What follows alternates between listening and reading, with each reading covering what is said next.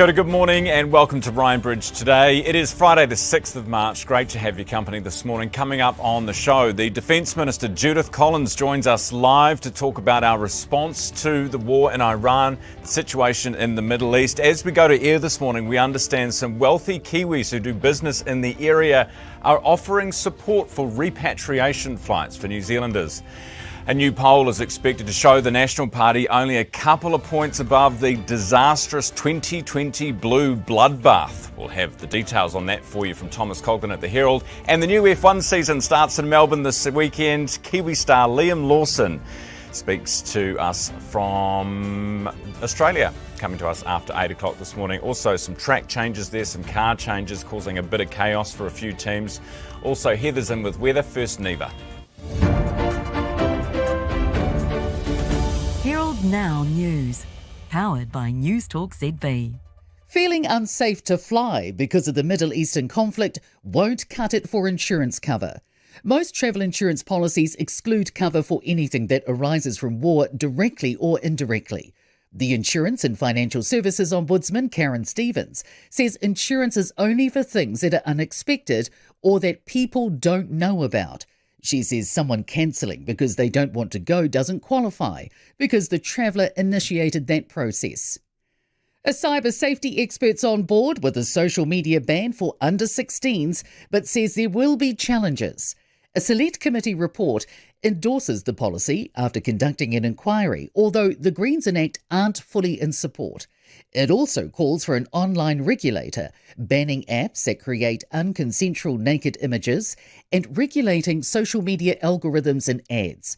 John Parsons says the biggest challenge will be identifying what actually classifies as a social media platform. The foreign buyers ban is set to loosen today, and the government's aiming to speed up overseas investment. Investment requirements for the Active Investor Plus visa dropped from 15 million to as low as 5 million last year. From today, overseas investors can buy or build homes of more than $5 million if this is met. The government's considering giving the green light to reducing medicinal cannabis exporting regulations. A Ministry of Health briefing sent to Associate Health Minister David Seymour shows exports have risen significantly, with more than 1 tonne sent overseas in 2024. In a statement, Seymour says he's looking at further improvements to speed up processing and is open to looking at improving regulation domestically as well. A MedSafe spokesperson says it's striking a balance between maintaining requirements and allowing businesses to operate realistically. Teaching and principal vacancies have surged in the past 2 months, nearly doubling nationwide. The Education Gazette lists more than 830 vacancies nationwide, up 85% on mid-January's 450. That includes 44 principal and senior leadership positions, covering assistant and deputy principals. Transport groups are calling for driver training to be integrated into secondary schools. 7 organisations, including Transporting New Zealand, have written to ministers requesting more support for the growing pool of unlicensed Kiwis, which totals more than 1 million. The group is also calling for boosting funding for low-income learners to access free programs. Transporting New Zealand's Chief Executive Dom Kalassi says the investment would pay off in the long term. Herald Now Sport, brought to you by Gold Sport.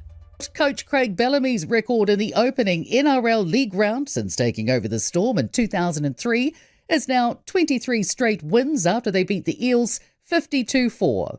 High jumper Hamish Kerr will miss the Indoor World Championships in Poland this month for an intensive training period on the Gold Coast. Former Wallabies coach Eddie Jones claims Dave Rennie's absence from New Zealand rugby since 2017 before taking up the All Blacks job is a positive because he's perceived as coming in with few player loyalties. 3 minutes away from 7, so there's a poll coming out this morning and we have rough numbers for you from a story from Thomas Coglan in the Herald. I'll give those to you very shortly. First though, this is from yesterday. on Auckland and the trains and the taxes. I don't mind paying a train tax, which is essentially what it is in Auckland. Rates are going up 7.9% next year. Let's call it what it is, 8%. It's like when they try and sell you butter at the supermarket for $7.99. It's $8, okay? We're not stupid. Anyway, it's an extra $320 for your average ratepayer. So your average goes from $4,055 to $4,375. If we didn't have to subsidise the City Rail Links operations, that rate increase would be zero, nada. Now, usually something like this would make me very angry. I don't generally use public transport, mainly because it's not convenient at the time of day that I want to use it and for where I want to go. But if we don't subsidise the users, then it won't get used. And if it doesn't get used, then the roads will stay clogged. And if the roads stay clogged, that's time and money gone down the drain. And we've already paid for this piece of infrastructure. So basically, we've got to suck it up. If the thing does what it says on the label, and we haven't actually seen it yet because the bloody thing hasn't opened or started, but if it does, it'll be worth the extra $300 a year to me via other gains. This might be naive, maybe a little too hopeful. But if this thing works, then I don't mind paying the Auckland train tax. Herald Now weather. Good morning. Most of us today are in for another fine and settled day thanks to a large high, but there is a front in the southwest that is weakening, but we do have a heavy rain watch in place for Fiordland and Westland between Doubtful Sound and Haast. That ends at 3 a.m. tomorrow morning, although more rain is likely there over the weekend. As for the rest of the South Island, it's a fine start, with clouds spreading in and producing a few spots of rain from this afternoon, but back to being warm. Fine and warm today for the upper half of the island, 29 for Blenheim, 27 for Christchurch. You can thank the nor'wester for the uptick in heat. It's a cloudy start for the lower north, but the cloud breaks up with long fine breaks through the afternoon. Strong northerlies expected for Wellington. There's a little cloud around this morning here. It does clear with blue sky and fairly settled conditions. There will be an easterly though for Napier and for Gisborne. And any fog around the Waikato clears. The day is mostly fine for all, just a few clouds with southwesterlies this afternoon for Auckland. Time is 7:06. We'll get to our political panel before 7:30 as well. Right now to the war in the Middle East. Hundreds of thousands of people right now are fleeing Beirut after a warning from Israel. Everyone in the southern area of the Lebanese capital has been told, get out, by the Israeli military, an area it says is a Hezbollah stronghold. There is no certainty on population figures, but estimates say it could see up to 700,000 people forced from their homes. British Prime Minister Sir Keir Starmer is standing by his decision not to join the US-Israel military strikes in Iran. Starmer's position has been publicly criticised, as you know, by Trump, saying he's no Churchill, who's accused him of ruining the special relationship between the two countries. While the UK has sent more defensive resources to the Middle East and announced that overnight, Starmer's not budging in the face of Trump's criticism. Look, the special relationship is in operation right now.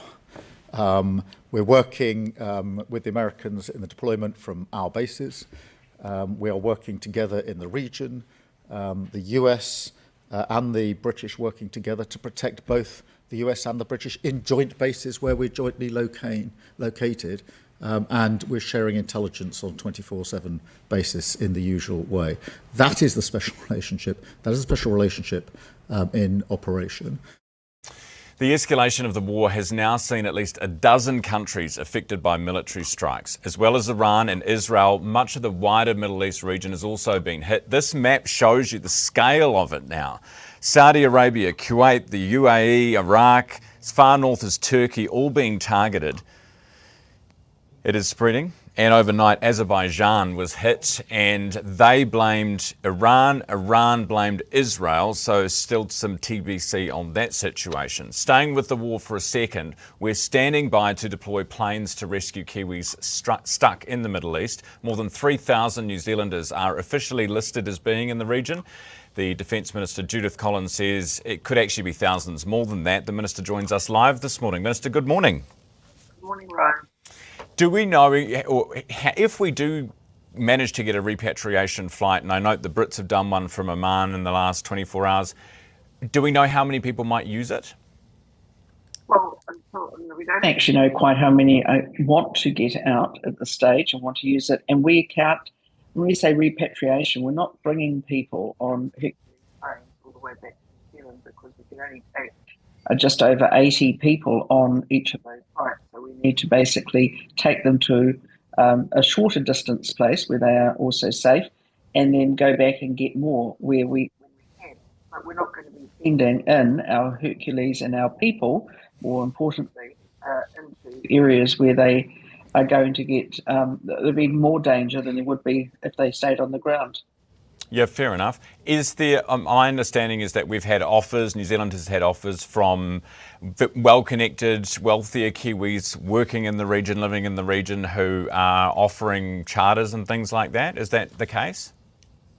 Offer, actually, perhaps they've gone to the Ministry of Foreign Affairs, but they certainly haven't come to me as the Minister of Defence.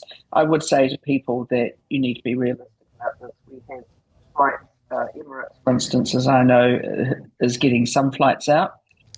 Other flights, people are on the ground trying to get out and they can't. Suddenly they're stopped. So nobody wants to have a plane load of passengers in the air when there's missiles going past them. No, 100% not. Let's talk about, with your GCSB hat on for a second, Minister, the teenage boys issue and extremism. Is this, what type of extremism are we talking about? Is it, jihadi, or is it far right extremism, or is it just any type of extremism? That's the general thing, is that what the agencies, the SIS and the GCSB are finding in Politicizing is that there is this cohort with connections between each other that seem very interested in watching extreme violent actions, and who are very vulnerable. Often people who are alone, who are very vulnerable generally, and who may be themselves in situations bullied at school or something like that. It is actually just, and it's just a particular age group, and it's overwhelmingly male. What do we do about that? Well, I mean, the head of the agency say, look, parents need to know what's going on. I think that, look, as a parent myself, it's really hard to keep an eye on everything that your kids are doing, particularly online. And certainly there are things that the agencies do themselves where they disrupt a lot of this activity. The reason that they know about the activity is because they're actually watching for it, and because of extreme, normally violent videos coming in from overseas, but also they are games that are being created to feed that violent extremism. Right, Minister, let's talk about the real news today, this poll. Can I just tell you, I think the whole world is going through this really weird space at the moment, and there aren't too many prime ministers or presidents who aren't getting bashed around on polls. People like certainty, and what they're saying, I think the Iran situation, people, and they just want that not to happen. I don't know what we're supposed to do about it, except to try and deal with the aftermath, which is trying to get New Zealanders to safety, I know. but also. But isn't that part of the problem, Minister, that you say with the situation like Iran, people want certainty, and then you look at the press conference and what you get is gobbledygook? Oh, there's only so much you can say when at the very early stages of something like that, and it's really difficult when people want definitive answers on everything. But you just can't say it because of security reasons or because you're waiting for things. So look, it's a tough job being the Prime Minister. It's a tough job doing this in a time like this. I know.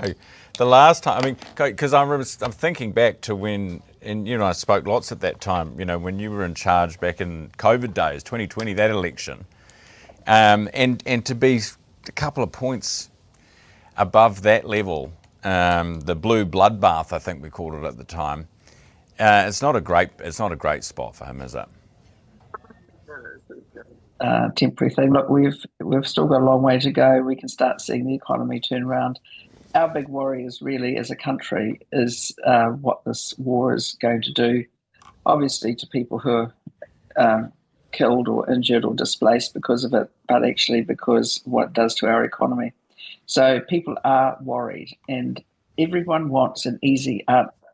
I can tell you, there are no easy answers in this stuff. It is just hard grind, and I don't think that people should get spooked by this. All right. Who are you talking about there? The backbenchers. The public generally, I don't think the backbenchers spooked at all. I think it's very important that people understand. And by the way, I mean, whoever got polled recently? I mean, I don't know anyone who's been polled, but I do think that polls have been shown. If I look at the polls on the last US election, it's not mine. I don't own anybody. If you look at the last US election, President Trump was going to be ex-President Trump. Look what happened. You just don't know what's going to happen, and I think that people will see that the economy should be turning around, and they will be feeling a lot better. I saw business confidence up to the highest rate. I think I recall it being in 14 years. Yeah. So things are starting. The numbers. The indicators are going in the right direction. It's the poll numbers that aren't. That's the problem. Look, I think everyone's looking around for easy answers, but don't worry about that. It's all right. Okay. I'm sure things are fine. Appreciate your time. Appreciate your time as always, Judith. Thanks for being with me. That is Judith Collins, the Defence Minister, defending her leader. 7:15. Now, I'll tell you about this because we've been talking about it for a couple of minutes now, and I haven't given you the proper numbers. So this is from Thomas at the Herald this morning. Taxpayers Union is set to release a poll tipped to show the National Party only a couple of points above their disastrous 2020 wipeout. The poll is done by Curia, that is National's pollster. The Herald understands that the poll is the worst in the series since Judith Collins, who we've just spoken to, led the party with a rounded figure of 28% circulating among MPs. Now, one of those MPs is Paul Goldsmith, who's sitting just off camera here. Is that about right? Yes, spot on. He's put his head down back in his phone. Willie says it's right, but Willie, you never know what he's talking about. But Goldie's looking a bit, well, he's blushing now. So I'm thinking it's probably about right. 2.5 points above the party's performance in the 2020 election, which you might remember was roughly 26%. Now, in 2023, they got 38%, so we're a far cry. 2% above the blue bloodbath. So does that reignite the calls for Lawson to go, especially after his performance this week? I know people hate me asking this question. My grandma the other day, she said, "Why are you always picking on them?" Grandma, I'm not picking on them, but it's a fair question to ask. When you go below the 30s, that's the question you ask. Our panel will answer it shortly. Stop paying the waiting tax. The money you could miss out on by delaying the start of your investment journey. Up your tempo with Tempo, the guided investment app that helps you get started. Don't delay because you don't think you have enough time, money, or know-how. All you need is a goal, and our guidance will help with the rest. You can do it. We can help. Here's how. Download Tempo now.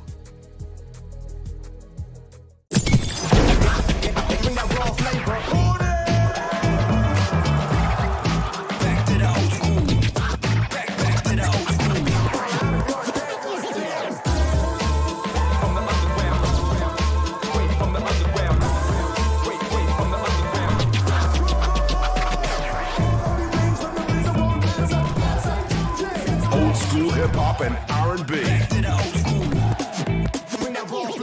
Flavor. Here she is. How's the business going? Good, actually. We just switched to 2 degrees. Well, we tested the networks and couldn't see any difference. But 2 degrees has the most satisfied customers. With Flex, we get instant control of phone plans, data usage, and cost center reporting. And they're the fastest growing business network.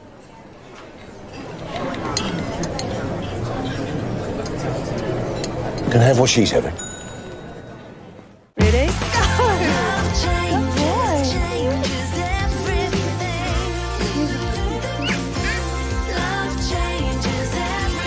One Roof Property.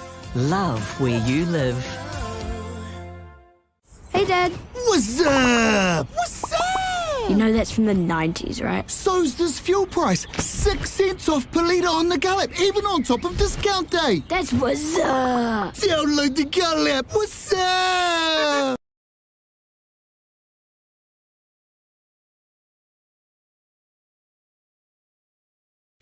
Welcome back. Before we get to our political panel this morning, 18 minutes after 7, how would you feel about slathering your piece of toast that you're watching the program with this morning with butter imported all the way from the United States of America? New Zealand is one of the world's largest exporters of butter, but at home we've been paying through the nose for it, as you know. So Dairyworks is importing cheaper butter from the US to see how consumers respond. Mark Simpson is the Dairyworks General Manager Sales, joining us live from Queenstown this morning. Hey, Mark. Hi, Ron. How are you? Good, thank you. So what have you done here?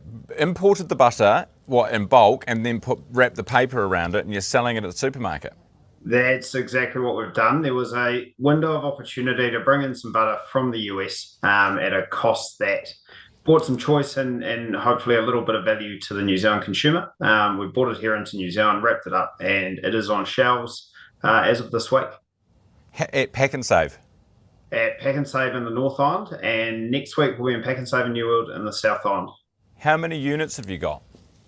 At the moment, we've got roughly 4 to 6 weeks worth of supply, depending on how consumers pick it up. So, we're pretty excited just to see how it goes on shelf, get some feedback, and go from there.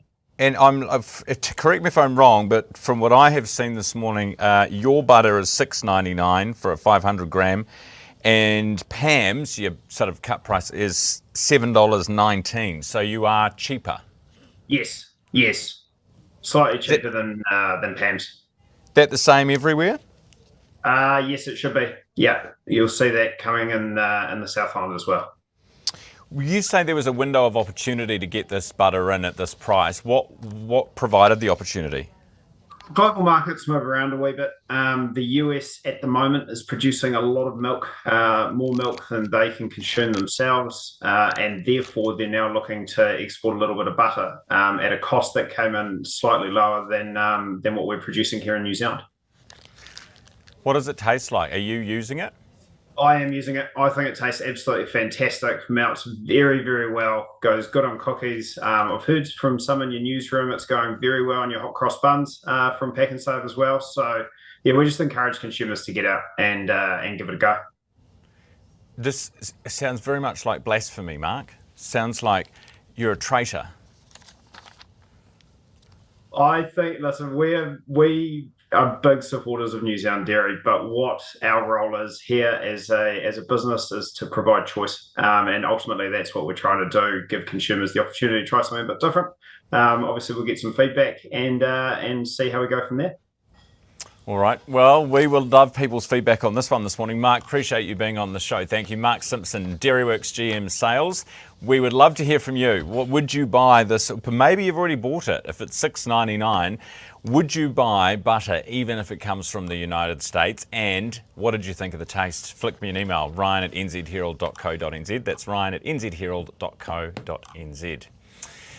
Now, this morning, as we were just mentioning, a Herald story by political editor Thomas Coughlan reports that a poll set to be released today will show National headed for its disastrous 2020 election defeat if there was an election held tomorrow. The Herald understands the Taxpayers Union poll done by Curia has National around the 28% mark, 2.5 points above their 25.5% from the 2020 election. Paul Goldsmith, the National Minister, joins us this morning along with Willie Jackson from Labor for this and other issues. Good morning. Morning. Good to see you both. Yeah. How are you, Goldie? Very good. Very good. Is that about right, what you've been briefed, the 28%? Oh, look, I haven't seen the poll, so we'll wait and see. But, there's no secret. It's been a couple of reasonably tough weeks, but we're going to turn that around. No need to panic. I know you haven't seen the poll, but have you been briefed on the number? Huh? Well, I haven't seen the poll, so it's all speculation.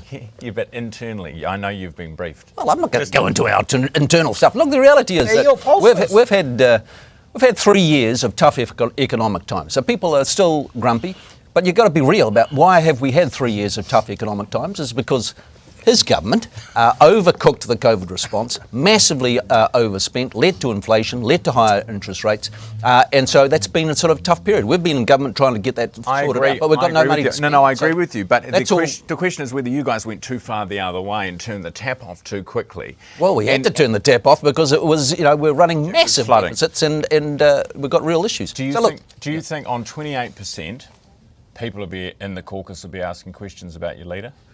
No, I think what we're focused on is, Yep, you can ask the question today, are you feeling happy? And a lot of people are still feeling like life is very tough. Very different question when you get to the election, because when you get to the election, you've got a choice. Do you want these guys or do you want those guys? But that doesn't explain why they're voting for Winston. He's in government with you and he's Mr. Popular. Well, things come and go. Nothing to worry about there. Will Lawson? No, he won't be going anywhere. He's doing a very good job. Okay. And, so you'll support him. You support him 100% through the election. Absolutely. Yeah. Okay. Willie, what do you make of? Well, I mean, we don't know your number yet. Oh, it'll be more than theirs. Well, put your money on it. Well, we could be looking at the future Prime Minister sitting by us. He's a troublemaker. He could be you could have just the first interview with he could be Prime Minister by the end of the day. I was reading Matthew Hooton's article this morning, and he said Goldie is one of the ones who could step up. It's been a totally disastrous week for these guys, and it's got to the point where they're so desperate now they're bullying Television New Zealand to get stories up. If it's not the police minister doing the bullying, it's the broadcasting minister. And now what do they? Well, they can't bully their own pollsters, can they? Because David Farrar does their polls. Hang on, you've had a shocker too, Willie. You've had a shocker too. Well, you came on this show. You came on this show and you said, the English language bill from New Zealand First, racist, terrible. And then what did you do when the vote happened? Hang your head in shame, Willie. Hang your head in shame. Hang your head in shame, I'm Willie. very clear. I never said it was racist. I never mentioned that word whatsoever. I said it was a waste of time. It's a stupid bill. But we'll still vote for it. So what'd you do? No, we're not going to play Winston's game. What'd you do? No, him and Goldie. Come on, what'd you do, Willie? Him and Goldie are sitting there going, you watch Willie, he's going to explode. The Labour's going to... No, we're not going to get into those race wars. We're Willie, we're just you start them. You can't light the fire and walk away. We're just moving on. Let Winston have a stupid bill. The Māori language is not going to be affected. There's no funding affected. Anything like that. So it doesn't matter. We're not interested in race wars. We're interested in what's happening in this country. The National Party's in big trouble. You've got the leader who could be usurped. All right. You've had your day. All right. Okay, you've had your and Labour's on a roll. Paul, Minister, I should say, do you, when it comes to the TVNZ thing, I listened to the Spanish Inquisition you got in Parliament. I did. I had a good thorough workout. Yeah, 13 minutes or so. Longer than most TVNZ programs, I think. Big half volleys out wide, and anyway, we dealt with them one by one. Ruben was on fire. But you said, what did you say? When you responded to the chair on the phone call, you may have what? Grunted. Right. What exactly what does that mean? Well, I don't know. I mean, I was just look. Can you give us what does that sound like? Okay, right. You got that right? I got That's it. How a minister responds, That's the level we've dropped to. That there is a serious issue here. You don't want politicians, because if the shoe was on the other foot and Willie was getting involved and there was board members that he'd appointed and that people were getting involved with editorial decisions that sure. you would be up in arms. Yeah, it's pretty clear cut in the sense that ministers can't direct TVNZ or Radio New Zealand for that matter, and we don't. It doesn't mean we don't argue with journalists, and we do that on a regular basis.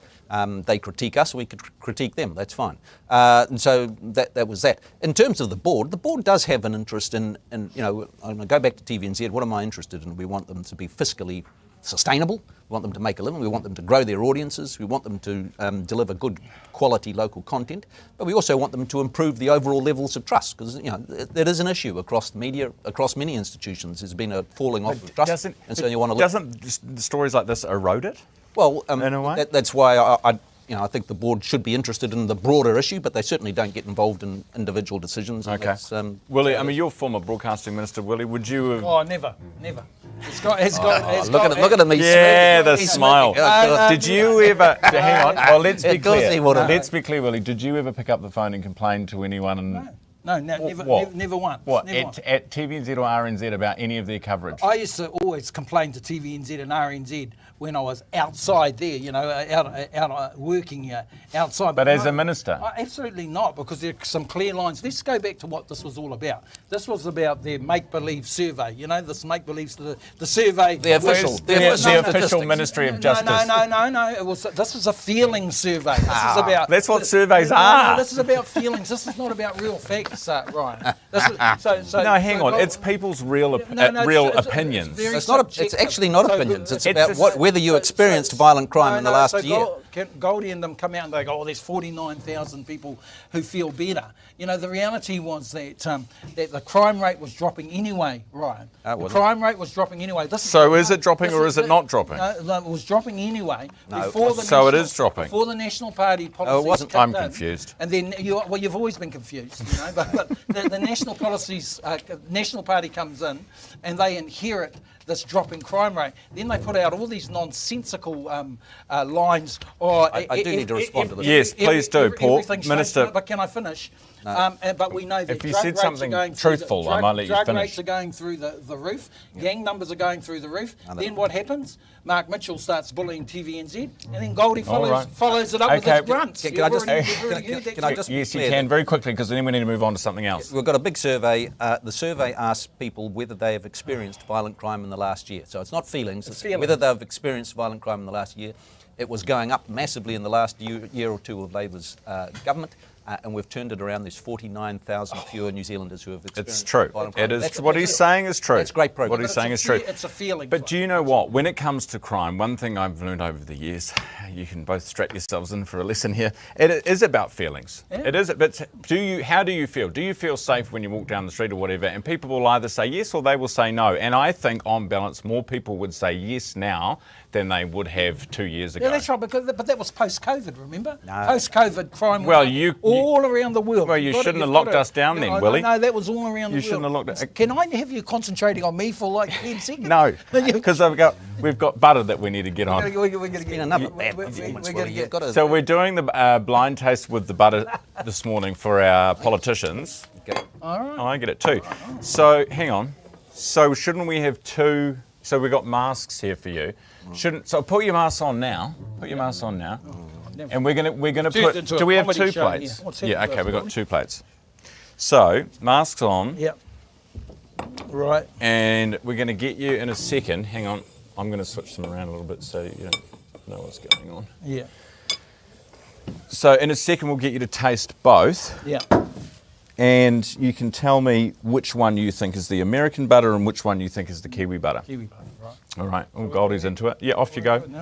Off you go, Willie. Right. Goldie, where's that from? Well, I've got to do a comparison, don't I? You don't have to eat the whole sandwich. Okay, that's that one. Kiwi butter on the left. Kiwi butter on the left. Okay. American on the right. All right. Very good. Decision made. Very, very quick off. I'd say that's Kiwi, that's American. Oh, okay. So, Willie, you're right. Goldie, you're wrong. Oh, for God. Come on. So, he's not a real Kiwi. But if you put your glasses on, Minister, surely you'll be able to see which of those. Yep. It's white. I mean, have a look at that. Yeah. Hopefully you can see it on this angle. That's the American butter. In my defence, I hadn't had breakfast, so I was just really... There's no defence for that.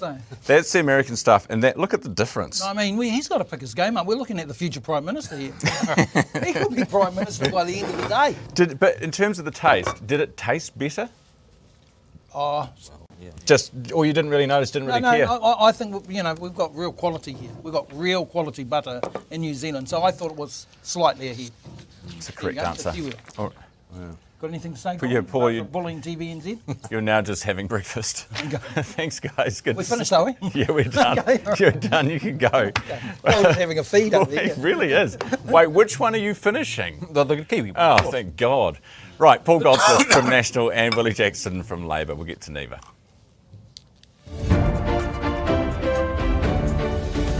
Herald Now News, powered by News Talk ZB. Feeling unsafe to fly because of the Middle Eastern conflict won't cut it for insurance cover. Most travel insurance policies exclude cover for anything that arises from war directly or indirectly. The Insurance and Financial Services Ombudsman, Karen Stevens, says insurance is only for things that are unexpected or that people don't know about. She says someone cancelling because they don't want to go doesn't qualify because the traveller initiated that process. A cyber safety expert's on board with a social media ban for under 16s, but says there will be challenges. A select committee report endorses the policy after conducting an inquiry, although the Greens enact aren't fully in support. It also calls for an online regulator, banning apps that create unconsensual naked images and regulating social media algorithms and ads. John Parsons says the biggest challenge will be identifying what actually classifies as a social media platform. The foreign buyers ban is set to loosen today, and the government's aiming to speed up overseas investment. Investment requirements for the Active Investor Plus visa dropped from 15 million to as low as 5 million last year.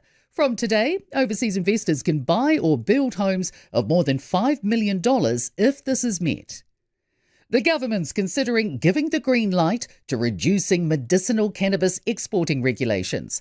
A Ministry of Health briefing sent to Associate Health Minister David Seymour shows exports have risen significantly, with more than 1 tonne sent overseas in 2024. In a statement, Seymour says he's looking at further improvements to speed up processing and is open to looking at improving regulation domestically as well. A MedSafe spokesperson says it's striking a balance between maintaining requirements and allowing businesses to operate realistically. Teaching and principal vacancies have surged in the past 2 months, nearly doubling nationwide. The Education Gazette lists more than 830 vacancies nationwide, up 85% on mid-January's 450. That includes 44 principal and senior leadership positions, covering assistant and deputy principals. Transport groups are calling for driver training to be integrated into secondary schools.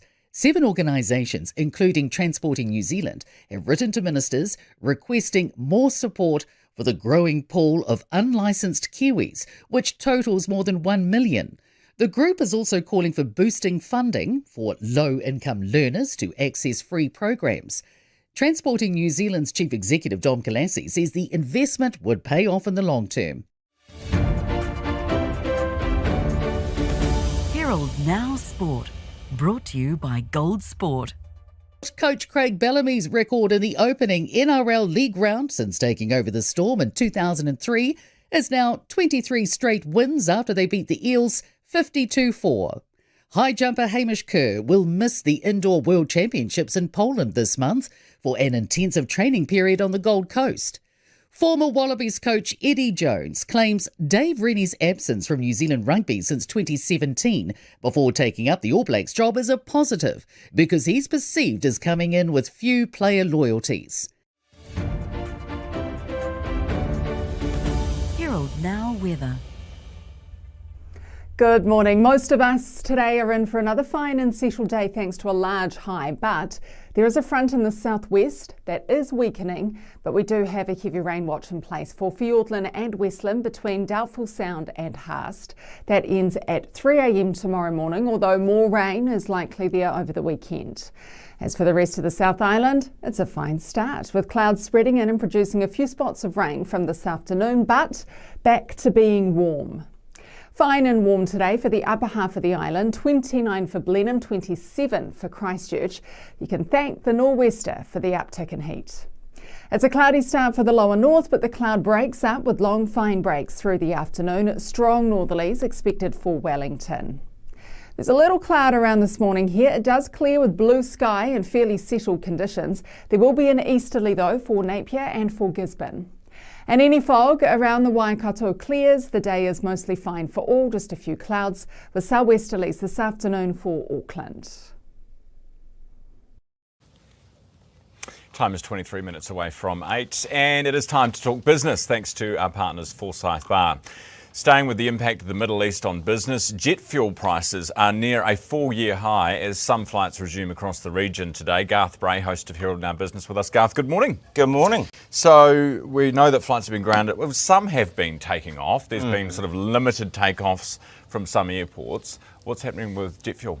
Well, weirdly enough, you think fewer flights, maybe there's not so much price pressure, but obviously what we've seen overnight and in the last couple of days, the Northwest European price for jet fuel, which helps sets the contract prices, rose 12%, about $1,400 a tonne on Thursday. It's the highest level since June 2022, when things really got out of hand, I guess, in the Russia-Ukraine war. There's a wee chart there that sort of tracks that. You can sort of see that sudden spike just as things kick in there. And really, I guess there's a lot going on there. The crude supplies are down. Fuel isn't quite where it needs to be. I think crude price, we've got another chart there that sort of shows that was trading at around sort of $85 a barrel, close to, as the market sort of says, hey, this has been going for 6 days. You've got Pete Hegseth running around saying it might be 8 weeks, not 4. Exactly. It's all looking a bit risky. So a bit of pressure on there. And I guess as well, you're sort of seeing there is disruption, right? So the planes aren't in the right places. China's also cut exports of fuel, although it hasn't yet affected jet fuel, but it's sort of told its refineries to just pause exports on anything that they can hold on to. So that's kind of limited. This is the problem, right? When the strait is restricted or cut off, then the fuel doesn't get to the refineries in Asia. So the Asian refineries are pulling back on what they're refining. First thing you do, right? I was in Japan, Fukushima happened. The first thing I did was shut all the petrol pumps and say you can have 6 litres each. There you go, because we don't know how long this is going to last. Let's just be cautious. Let's keep it. Interesting though, there's quite a lot of demand for people trying to fly to Dubai as well as get out. Wealthy tax exiles who have to spend a certain number of days there, otherwise they get pinged back in the UK or in Dubai, are scrambling apparently to try and to get flights there so they can land in time. Otherwise they face whopping tax bills for not having been in the country for long enough. So lifestyles of the rich and famous there, right? Any disruptions showing up here? I saw a story about queues at the petrol station in Wellington, but it is discount fuel day at Waitomo on a Thursday, I'm told. So I think the gullible maybe might be responding to that one. Look, we'll keep an eye on that jet fuel thing, obviously. Tourism's a massive part of the economy. Air freight, 16% of the value, even though it's only 1% of the volume of export. So, cherries and cut flowers and all these kinds of things that we sell around the world, right? But Business Desk got a wee story about a firm in Gisborne called Pultron, which does advanced materials resins. They've got about a joint venture in Saudi. They're having real trouble, reports there, of getting their stuff moved around to Australia. It's the major market. So we're starting to sort of see this stuff turn up for Kiwi businesses actually finding difficulties, being told, hey, we're going to need another week to find out where we can, reallocate this stuff to, move it around to, so we can get it out of that region. I mean, this is a company, I think it makes like, construction rebar and bits and pieces like that. So pretty fascinating. Yeah, 100%. Now, construction. Yeah. So residential construction has been coming back. Well, consents have been coming back, I should say. But what about activity? Activities. This is building work in place from stats yesterday. Was forecast for a nearly 2%, 1.9% rise. Came in yesterday for the December quarter down 3.1%. Not good news. You're right, the residential work was only down about 1.1 on previous, so that's not too bad. But the real hit was the non-residential sector that was down 6.5. That's quite lumpy, big projects, someone pushes back the start of a big hospital or something or whatever, that's going to push that around. But it sort of does suggest that because it was widespread, businesses are remaining a wee bit cautious. But as you say, consents, and 2 other really good stories there. Yesterday, Somerset, the retirement home builder, was, I think, the second outfit to get an exclusive private building consent authority. An outfit called Farsight NZ got registered. It can now basically do its own consents, with the idea being that they're the end purchaser of this, so they're not going to let the standard slip. And another interesting piece there from Maria Slade about tokenising real estate and making it available so that you can sort of break it down into fractions and buy little pieces of real estate. There's a Kiwi startup that does that. There are about 3 actually that she's highlighted. Oh, It's fascinating. There's a Propoly, which is trying to it's basically started with, I think, about 4 duplexes in Onehunga, but it's you can not just buy a piece of the property, you're buying into the whole from the land development all the way through the cycle. Bit of risk.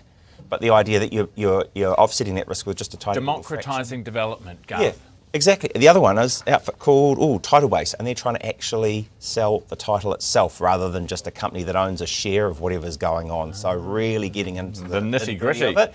But yeah, it's a way to buy a very small piece of a house and call it your own. Very cool. Garth, good to see you as always. Garth Bray, host of Herald Now Business. That's thanks to our partners, Forsyth Bar. Love your feedback as we do every day. You can email Ryan at nzherald.co.nz. This is from Andrew. Hello, Ryan. I'm an American married to a Kiwi. We live in Minnesota. Good morning, Andrew. I regularly keep up with New Zealand news, was watching Herald Now on YouTube over lunch today. Caught the segment about butter being imported to New Zealand from the US, which we've just done. I couldn't believe it. My wife misses many things from New Zealand, and New Zealand dairy products are right up there. I don't know if Kiwis would be keen to try it as a novelty item because it's from the US. I kind of doubt they would. Yeah, you're right, we wouldn't.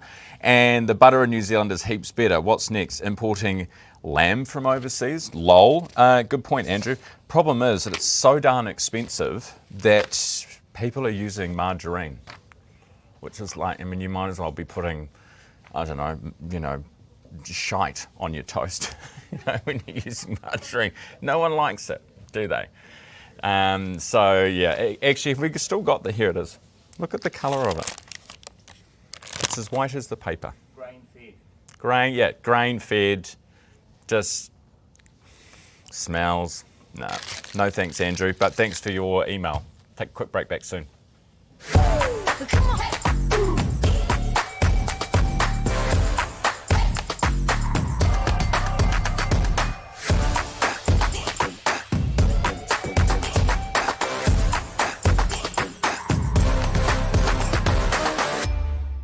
When building for investment, it's important to find a team that you can trust. We decided to build the GJs because of the good quality that they always provide us. They help us throughout the whole process of getting the resource consent to the building consent, and their contracts are very easy to understand. We have built 4 houses with GJ gardeners, and it's just easier every time we work with them. I'll definitely recommend GJs to all of my friends and family.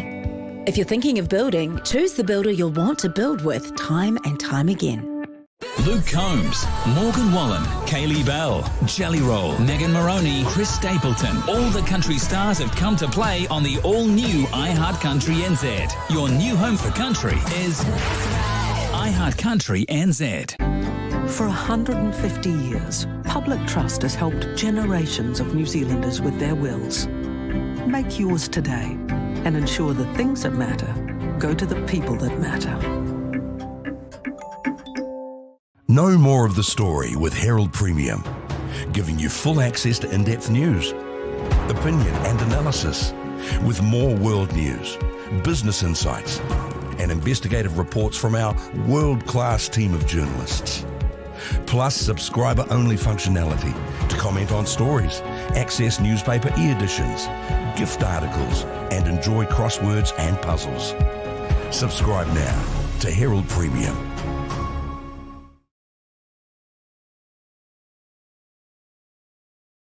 Welcome back. It is time for a look at your weekend weather now. Heather Keats from Met Service is here to walk us through the weekend, through today. Heather, good morning. Morning, Ryan. So, what's the severe weather? What about the rest of... Well, hang on. What's going on? Great start, Ryan. What's happening? Ask me about what's happening with Fiordland. What's happening with Fiordland? Oh, great question, Ryan. So there's a heavy rain watch in place. Most of the country is looking pretty good today, but there is a front that's moving over the southwest of the South Island that is going to continue to move up over the area today. So we do have a heavy rain watch in place for Fiordland and parts of Westland through till 3 a.m. tomorrow morning. That front is weakening, but it's the first of a couple of fronts. So there's a chance for some more heavy rainfall there for the weekend, but the rest of the country is okay. Okay, that's good news. Yeah. So we can expect to just chill? Yeah, so we've got high pressure over us, which is what we like to see. That keeps winds light and it keeps the sun out, and most of the country for the weekend has got that. So especially the North Island, it's going to be a great weekend. On Sunday, that front is moving northeast over the South Island. So yep, the southwest again, some showers, but there'll be showers for lots of parts of the South Island, but the North Island stays fine. It's kind of just Monday for Taranaki Anniversary Day. They might have a few showers as well on the Monday, but the actual weather, plenty of sunshine, mostly light winds, just a few showers. Okay, and anything else you want to update us on? It's been cold, the temperature. I don't know if you've noticed earlier in the week, it was very freezing, but we have seen a return to the northerlies and the nor'wester. So the South Island is going to be scorching today. We've got 27 for Christchurch, 28 for Timaru and Oamaru, 27 for Dunedin. I mean, earlier in the week, they were struggling to get out of like the 12s and 13s. Doesn't last though. The weekend is good, it'll be warm, but then we have another turn back to southerlies. So we're going to have a sharp drop in temperature on Monday, back down to 16 for Christchurch for the high on Monday. North Island temperature-wise, exactly what we would expect to see. So a little bit cooler in the evenings now, but then once that sun is up, we're still warming up nicely. And the only other real thing that we could probably talk about is being the chatter around this potential tropical cyclone. It is the right notes. I was so nervous to ask about it the entire interview. Do you want to ask the question? It appears that this was also some of last week. Okay. So there has been some chatter around this in the media this week. A tropical cyclone potentially heading our way. Is this actually likely or not? Is it just chatter? No. So there is, it's very active in the tropics, right? Very active. And we get these low depressions forming and it's quite normal. This particular one does have the potential to continue to deepen and be named as a tropical cyclone. If that happens, it's probably likely today or tomorrow. What it looks like it's going to do is it'll continue to form. It will flip over Queensland, so Australia will get it first, and then there is the potential for this system to move out of the Coral Sea over Queensland and then flick back around over the North Island. It is very early in the piece. Uncertainty is there, variations in the model runs, but we just want people to know we are watching it, and when there is something to report, we will say. If it does happen the way some of the models are predicting, it'll be this time next week when we will see it in our shores. Okay, good to know. Do you want to try the butter? I really don't. There is nothing more unappealing than that this morning, Ryan, but thanks for the offer. Rank, eh? Yeah. Also, I haven't got any bread for you, so it would be a bit weird. Cross buns. Even then, it just feels unpatriotic. It's very much not the Kiwi way. Yeah. Thanks, Heather. Heather Keats, Met Service Head of Weather News. It is 11 away from 8 now. As the government tries to get Kiwis out of the region, Foreign Affairs Minister Winston is keeping a close watch on the situation in the Middle East. I spoke to him from Brazil a short time ago, started off by asking whether he's had an update from or any contact with the Americans over the war. Well, look, we're talking to a lot of countries, and the Americans included, and in terms of getting our resources up there to move people if we have to, well, we've never stopped working on that. We've expanded those resources to now private companies offering to help. But at the moment, it's a work in progress. When you say private companies are offering to help, I noticed the Brits managed to get a chartered flight out of Oman. Who's offered stuff to us? Well, to tell you the truth, until we take it up, it should be confidential. Fair enough. But private companies are offering charter flights, are they? Well, they're saying, look, if we can help, give us a call, which is, very generous of them. It's very patriotic of them, actually.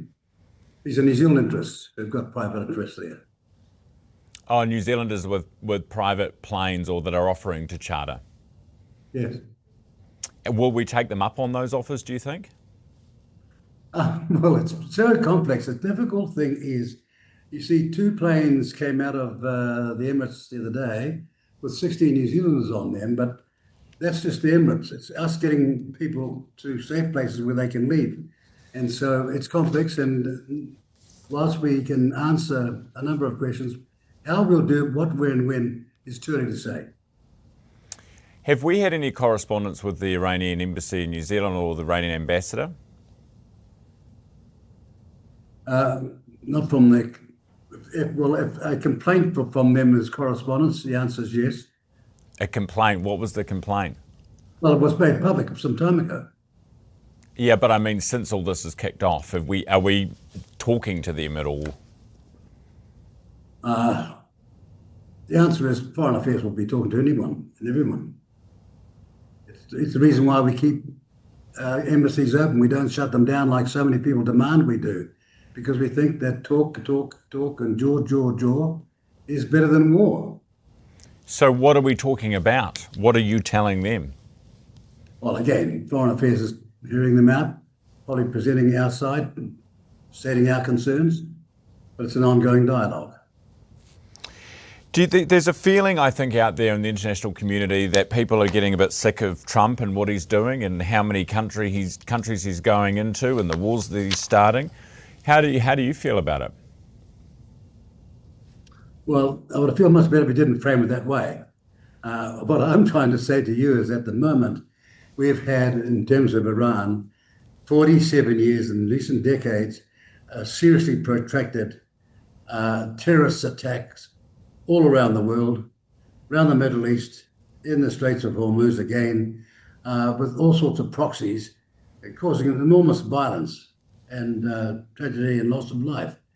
And they've got away with it because everybody says, well, we've got to uphold the rule of law. The consequence of that, of course, is that one day, just like the rule of law on the streets of your country or in any country, someone has to enforce the rule of law for it to be meaningful and progressive.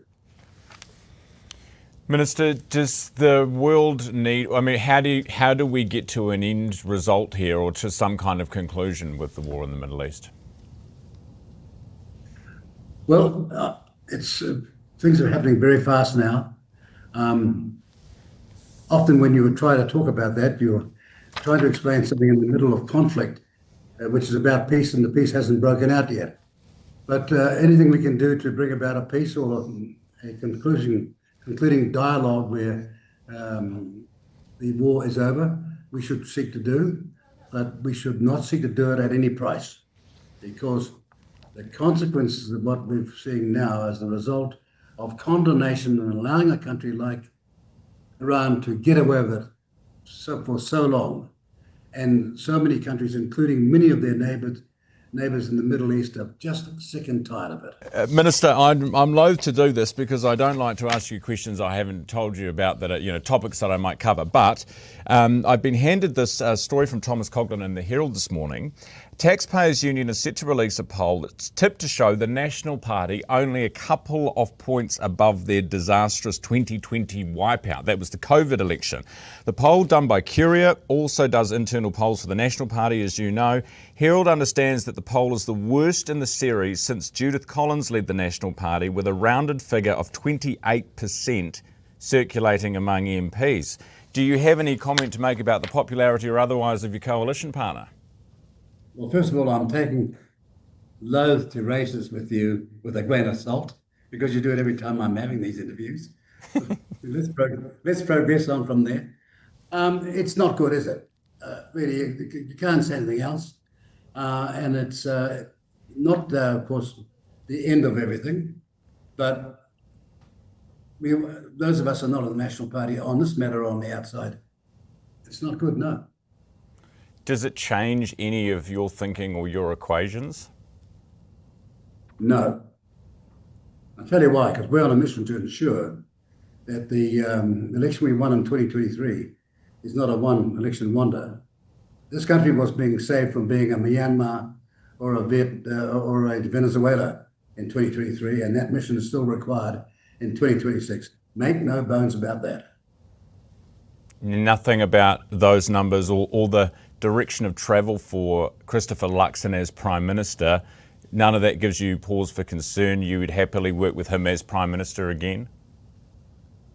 Look, in any crisis, no matter what the profession, you take the circumstances you've got, you make the very most of it. And make the very most of it is what New Zealand First is going to do. Get there on the 22nd of March at our State of the Nation after we've got the benefit of the first quarter update on the state of the economy, and you'll find out what I mean. Is there a chance we could see a job share for the top job? No, but my point is they've all given their State of the Nation, haven't they? All of the other parties have given their State of the Nation without the first quarter year update. It shows you what's wrong with New Zealand politics. People are not understanding how bad the circumstances was in 2023 and how difficult it is to turn them around. But turn it around is possible, but only when you face up to the fundamentals which are clearly before your eyes and before your experience. Minister, always appreciate your time. Thank you very much for being with me. Thank you. That was Winston Peters, the Foreign Minister, live from Brazil a short time ago. Right, it is 3 minutes to 8. The Wars kick off their season. Our sports reporters are in next. Maximising productivity, what have you got? Well, if we switch to 2 degrees, with Flex for Business, we can instantly manage data usage, employee mobile plans and cost centre reporting, saving us time and money. Cool. I'll get onto that then. Mm-hmm.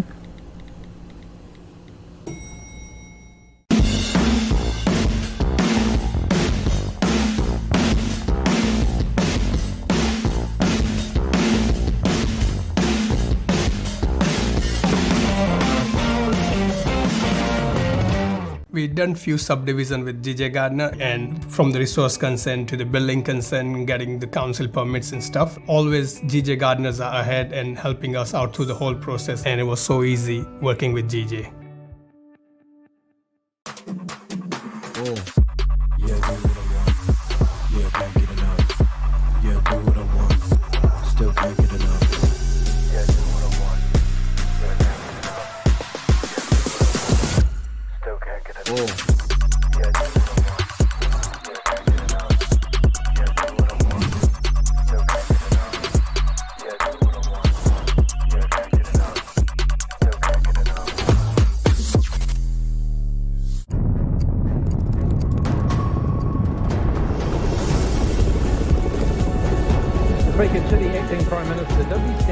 You don't shout out like some bunch of clowns at university. My message to the union is very clear. Don't use...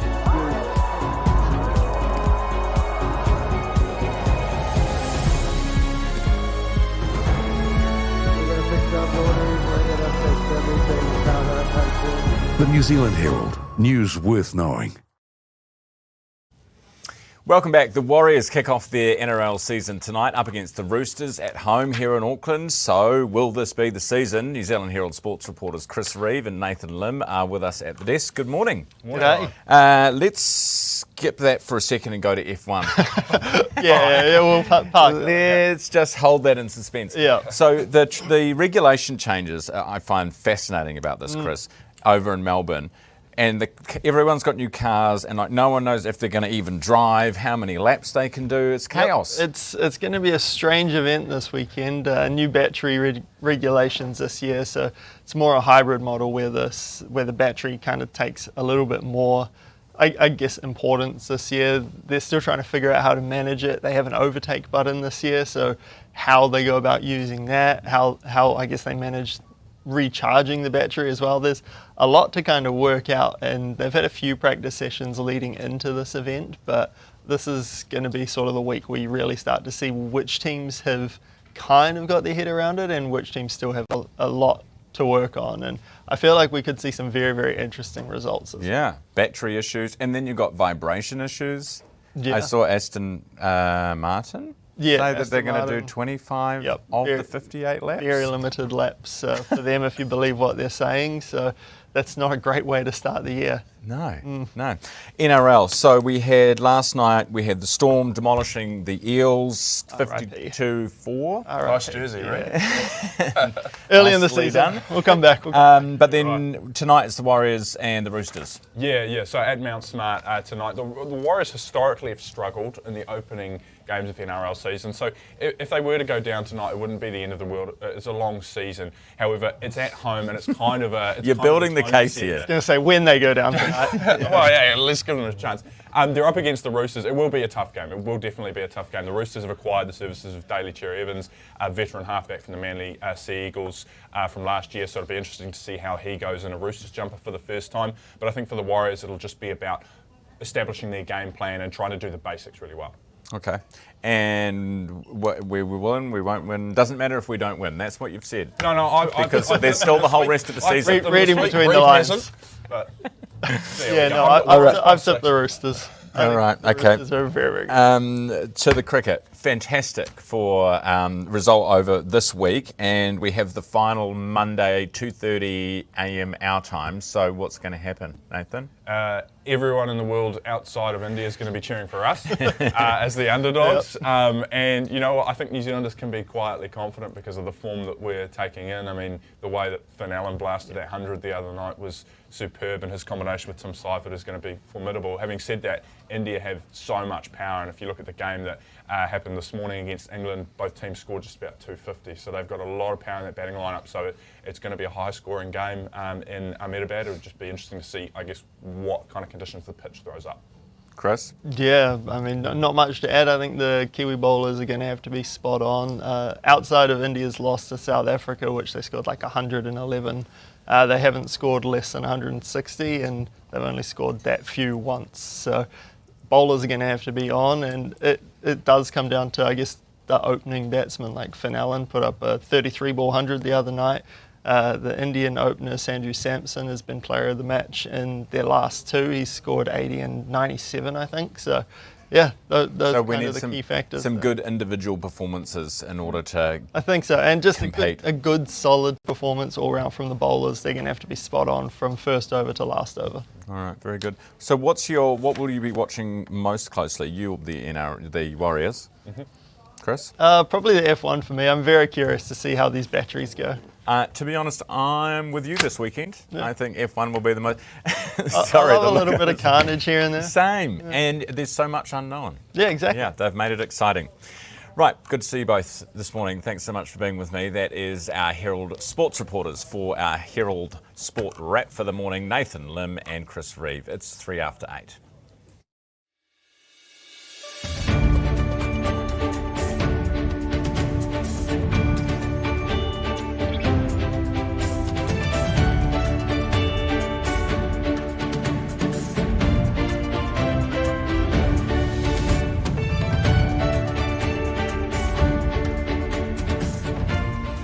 Good morning, great to have your company. It is Friday the 6th of March. On the show this morning, Liam Lawson prepares to start a fresh F1 season on Sunday.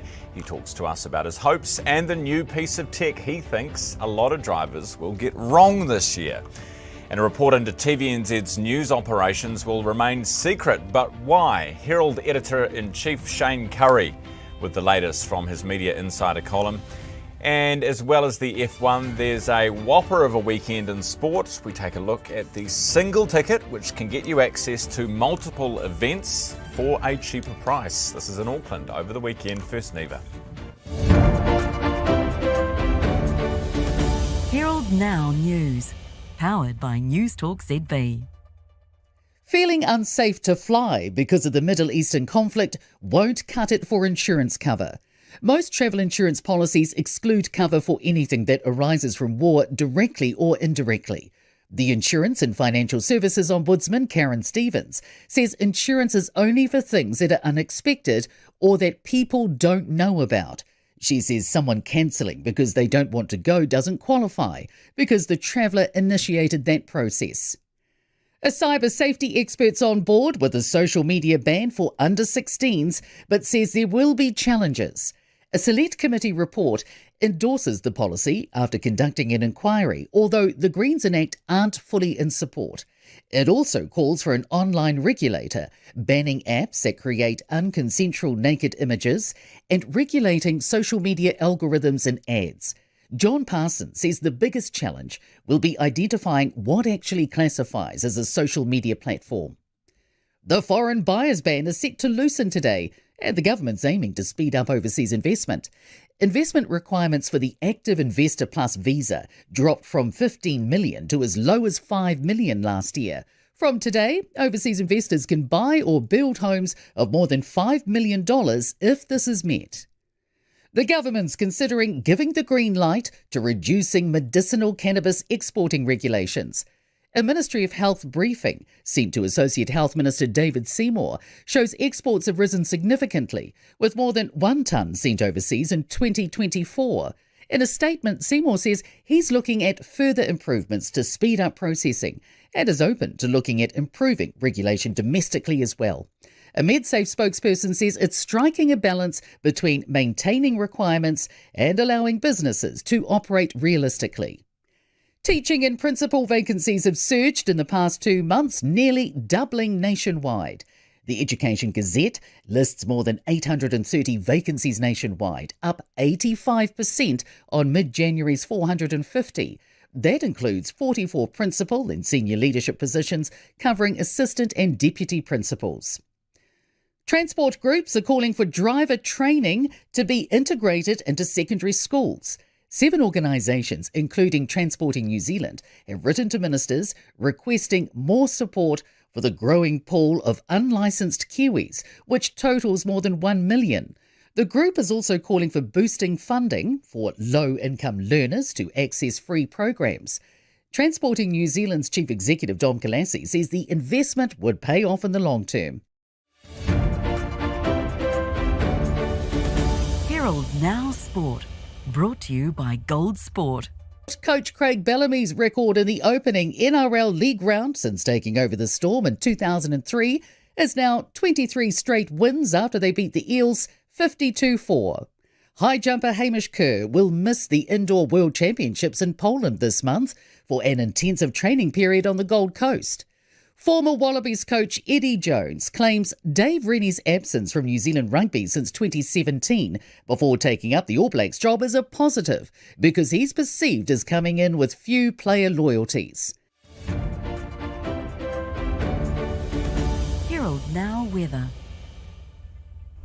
Good morning. Most of us today are in for another fine and settled day thanks to a large high, but there is a front in the southwest that is weakening, but we do have a heavy rain watch in place for Fiordland and Westland between Doubtful Sound and Haast. That ends at 3 a.m. tomorrow morning, although more rain is likely there over the weekend.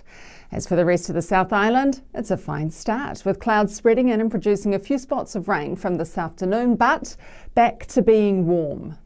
Fine and warm today for the upper half of the island, 29 for Blenheim, 27 for Christchurch. You can thank the nor'wester for the uptick in heat. It's a cloudy start for the lower north, but the cloud breaks up with long fine breaks through the afternoon. Strong northerlies expected for Wellington. There's a little cloud around this morning here. It does clear with blue sky and fairly settled conditions. There will be an easterly though for Napier and for Gisborne. And any fog around the Waikato clears. The day is mostly fine for all, just a few clouds with southwesterlies this afternoon for Auckland. Time is 9 minutes after 8 now. Kiwi F1 driver Liam Lawson is hoping for a smoother year on the track, managing to cling on to a seat with Red Bull Racing. Season kicks off this weekend. Melbourne Herald sport journalist Alex Powell got the junket and he caught up with him there. Liam, we're now a couple of days out from the start of 2026. How are you? How is everything? It's good. It's obviously a very new season with new cars, but ready to go, honestly. More anxious just because we don't know how it's going to be. Melbourne's going to be probably one of the toughest tracks as well for the battery management. So for all of us, it's going to be a challenge. How is the new car? I know that there have been positives in pre-season. I think you guys did the second most laps. You had the top speed on that last day in the first lot of Bahrain testing. Like, where do things stand? It's really hard to know because every team sort of does their own thing in testing. So it's very hard to know exactly where we sit with everybody else. That we find out pretty much qualifying Melbourne. Okay, this is where everybody sits. So right now we don't really know. We know obviously things that we need to improve, and we've been working very hard on that. So yeah, it's something that I think is going to be exciting to figure out this weekend. But they are definitely a challenge, very, very different from previous years. A lot more that we have to think about as well as drivers. So yeah, it's going to be a challenging learning curve. Just on the battery, and this is a bit of a nerdy one, how similar is it to what you had in the Super Formula with push to pass? It's actually nothing alike at all. The thing with Super Formula is that your push to pass, you get a set amount of seconds that you use it for. It's a set amount of power that it gives you. And you choose when to use this, and outside of that, the power's the same all the time. Whereas with our battery right now, the deployment it drains very, very fast. The overtake that you have gives you a bit more battery for a bit longer. It doesn't actually give you any more power. It's just you have longer lasting battery basically. But we have never had any experience using this yet against other cars. So I think it's something you'll see probably a lot of us getting wrong and figuring out at the start. But it's unlike anything that I've driven, and I think anybody else has driven. How are things with Arvid as your new teammate?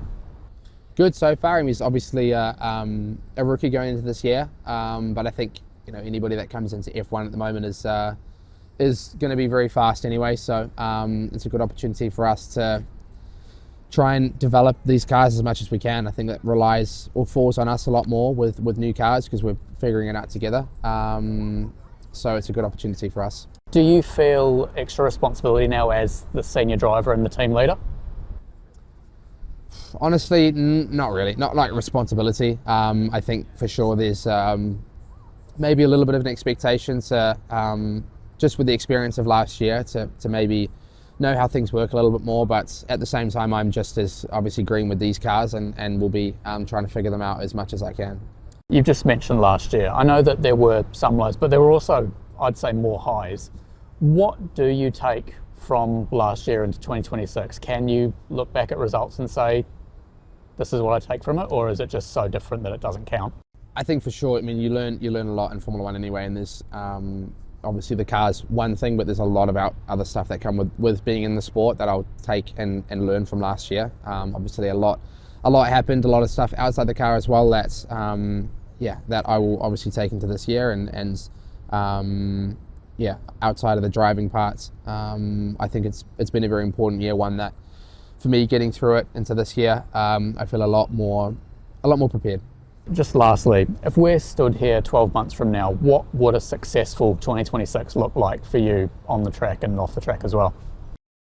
It's really hard to sort of give an exact number or expectation on that, just because we don't even know how competitive we are compared to other teams at the moment. So in a simple term, obviously scoring points throughout the year.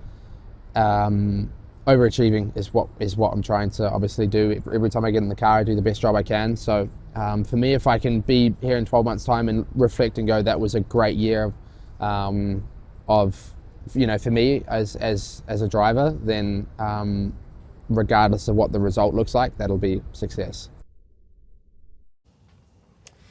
That was Herald sports journalist Alex Powell interviewing Liam Lawson in Melbourne ahead of Sunday's opening race of the F1 season. Kicks off 5 p.m. Sunday, our time. Right, it is 14 after 8 now. We'll get to our panel in just a few moments. First, TVNZ is dominating media headlines this week. All started when a One News political reporter ran a story about rising gang numbers. Seems quite uncontroversial. But story came on the same day the government announced a dramatic drop in violent crime victims. That element wasn't covered in the TVNZ story, with Police Minister Mark Mitchell calling it unbalanced journalism. They were a bit pissed about the whole thing. Cue a phone call between the TVNZ chairman and the broadcasting minister before the chief executive, Jodie O'Donnell, was forced to step into the whole thing. New Zealand Herald editor-at-large Shane Curry with his Media Insider column out this morning. Good morning, Shane. Morning, Ryan. Good to see you. So what have you, I've been dying to know your take on all of this. Should anyone be in trouble here? Well, it's a story that's launched 1,000 phone calls, of course, between politicians and TVNZ political editors and staff.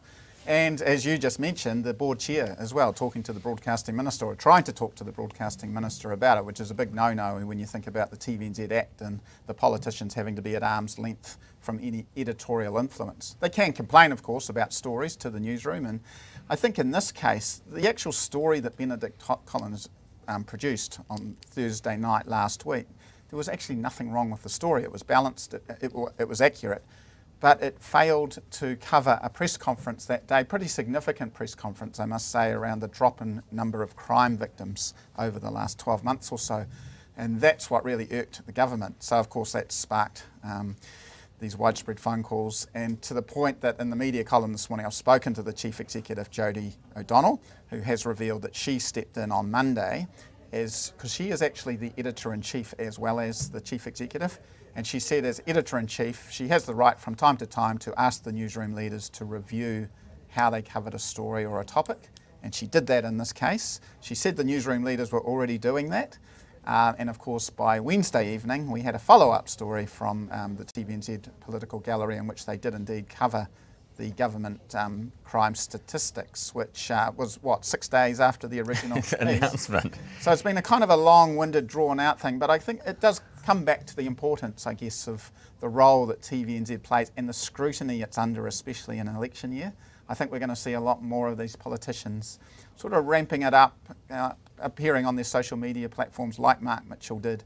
And as we've seen with David Seymour and others, Winston, they'll really take it to the media this year. And the thing is, if there's a group that people hate more than politicians, it's us. So, this should be a story that National wants to run from. And there was a 13-minute Spanish Inquisition from Ruben Davidson in the House from Labor yesterday. But actually, National's kind of liking it. Yeah, I think Goldsmith handled it very well in Parliament. In fact, that dry sense of humour that we sometimes see from him came through, in which he sort of said, my only response to the board chair was I think I grunted a little bit. So, look, it's not a scandal of the century by any means, and I think members of the public will move on pretty quickly from it. But it does, I do think coming back to the key point is that TVNZ, RNZ, all of us in media just need to be constantly aware, especially in an election year, of just what's playing here behind the scenes.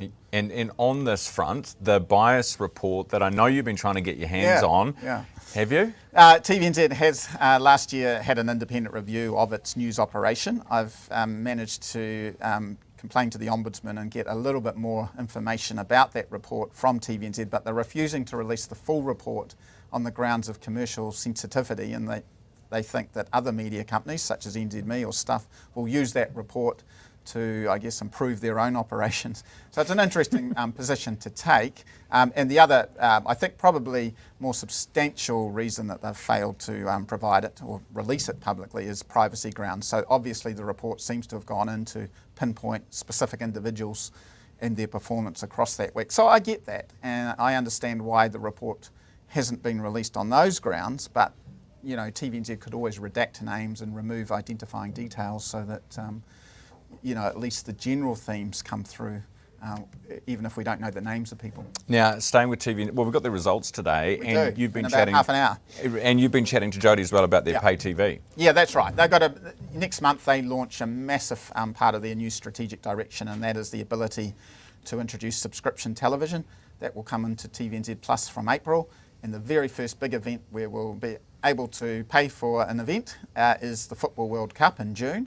So they'll announce in May just what the pricing will be for that. I suspect for 104 World Cup games, probably the price for a tournament pass on TVNZ Plus probably, I mean, this isn't confirmed, but around $50, $60 maybe.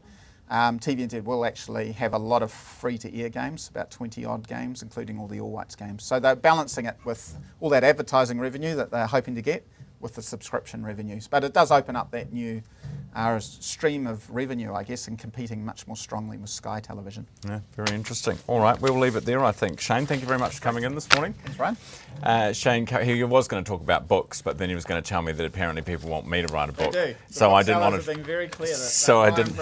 They want your book out, a biography. Thing is, let's be honest, Shane. Lots of journalists write lots of books, and most of them are a bit crap. You've got lots to talk about. You know what I mean? And like, they all write about themselves. Who cares? Well, I'll tell you, read the column this morning. Hattie Gower, stop writing about yourself. Well. Mike McRoberts, if I see another book from him, honestly, more chapters than the Bible, that guy. Anyway, we'll leave it there. Shane, thank you. That is Shane Curry, who's the Herald's editor-at-large and media insider columnist, 20 after 8. Quick break, back with our panel in a second. Stop paying the waiting tax. The money you could miss out on by delaying the start of your investment journey. Up your tempo with Tempo, the guided investment app that helps you get started. Don't delay because you don't think you have enough time, money, or know-how. All you need is a goal, and our guidance will help with the rest. You can do it. We can help. Here's how. Download Tempo now.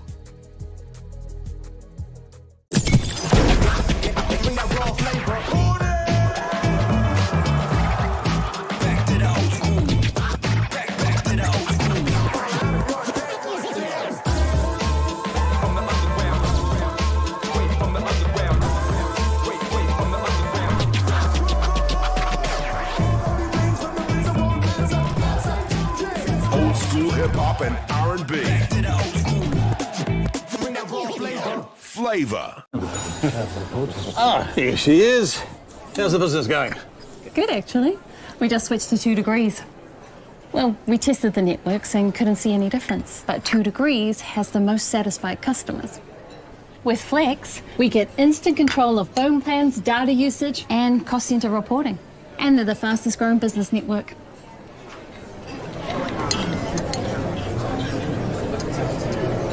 Can I have what she's having? Ready?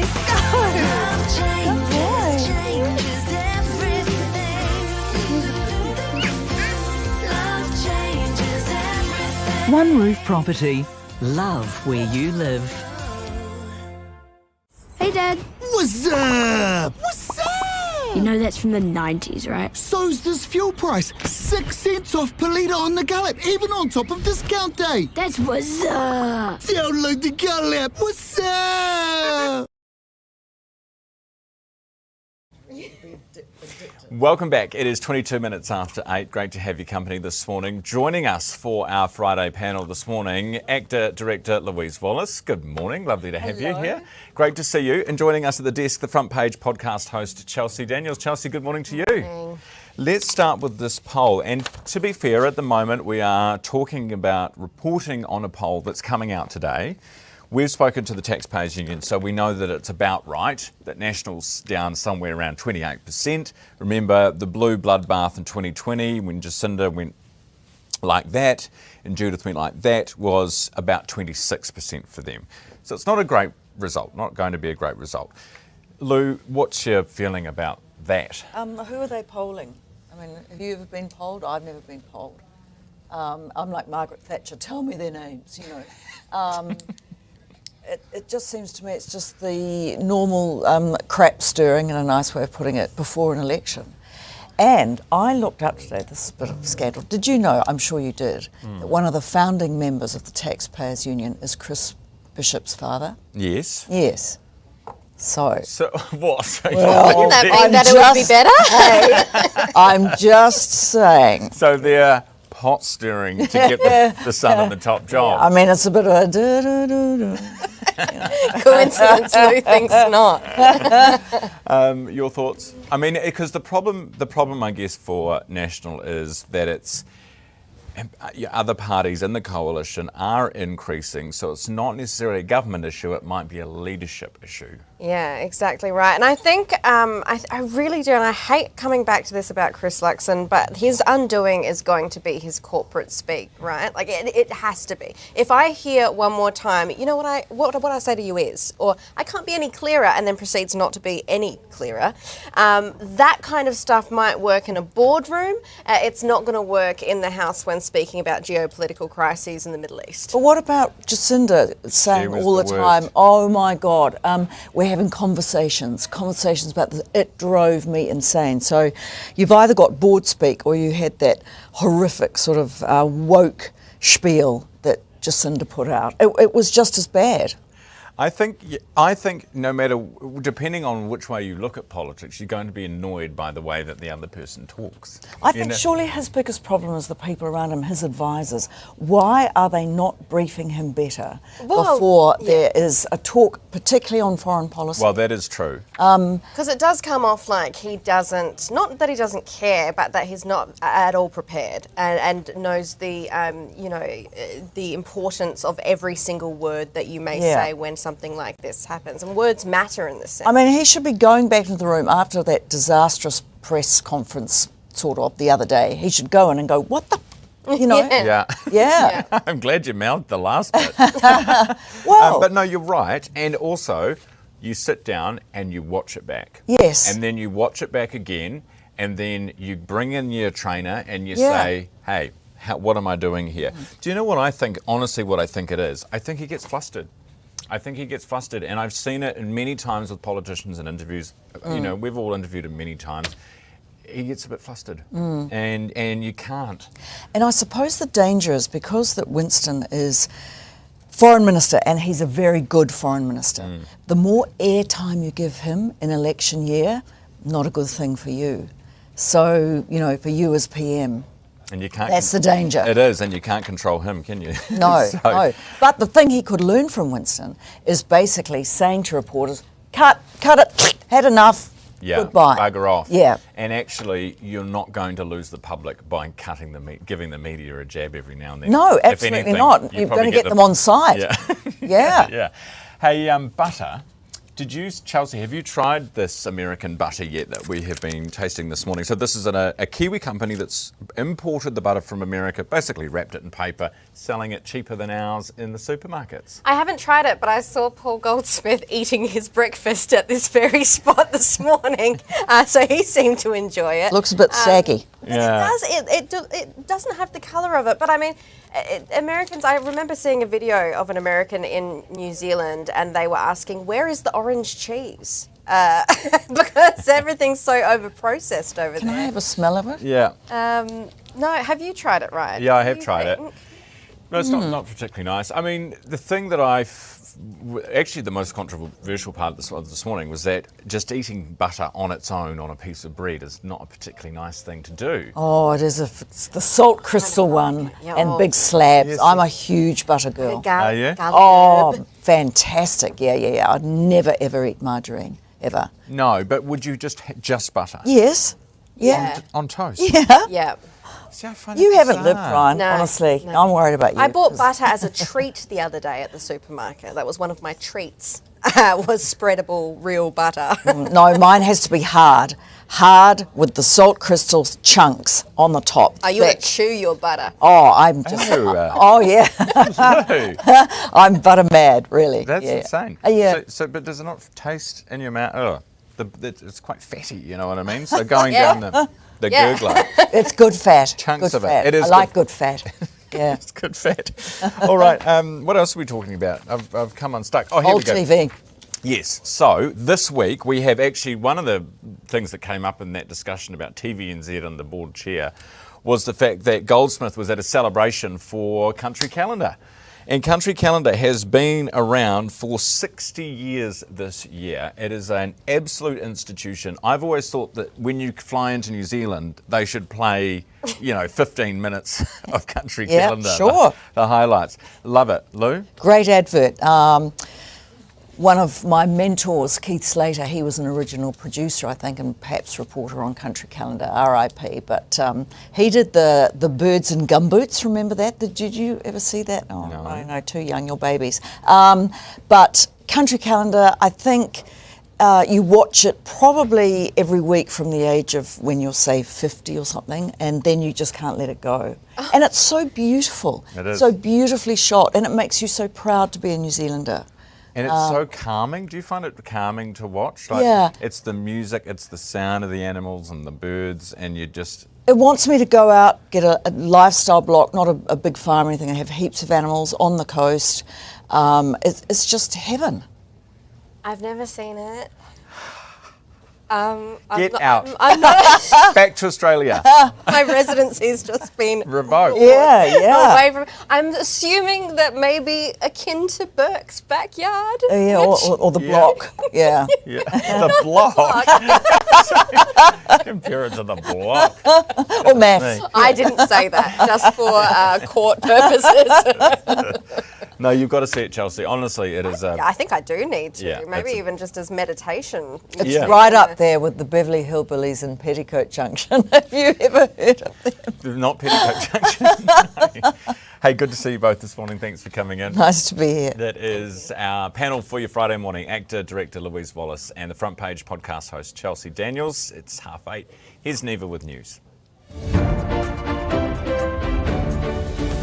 Herald Now News, powered by News Talk ZB.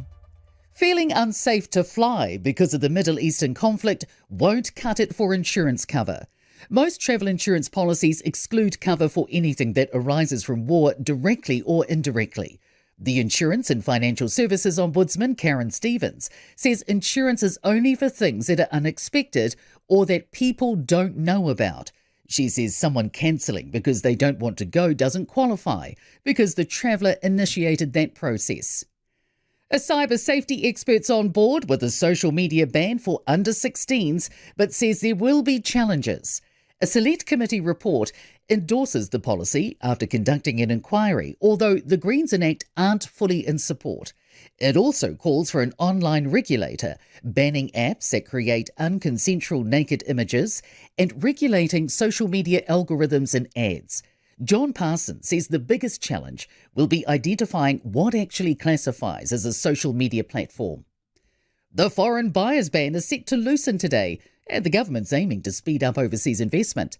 Investment requirements for the Active Investor Plus visa dropped from 15 million to as low as 5 million last year.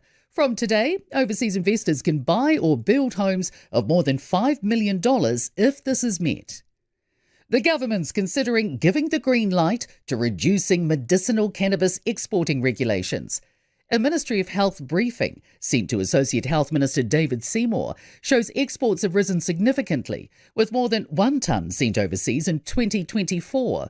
In a statement, Seymour says he's looking at further improvements to speed up processing and is open to looking at improving regulation domestically as well. A MedSafe spokesperson says it's striking a balance between maintaining requirements and allowing businesses to operate realistically.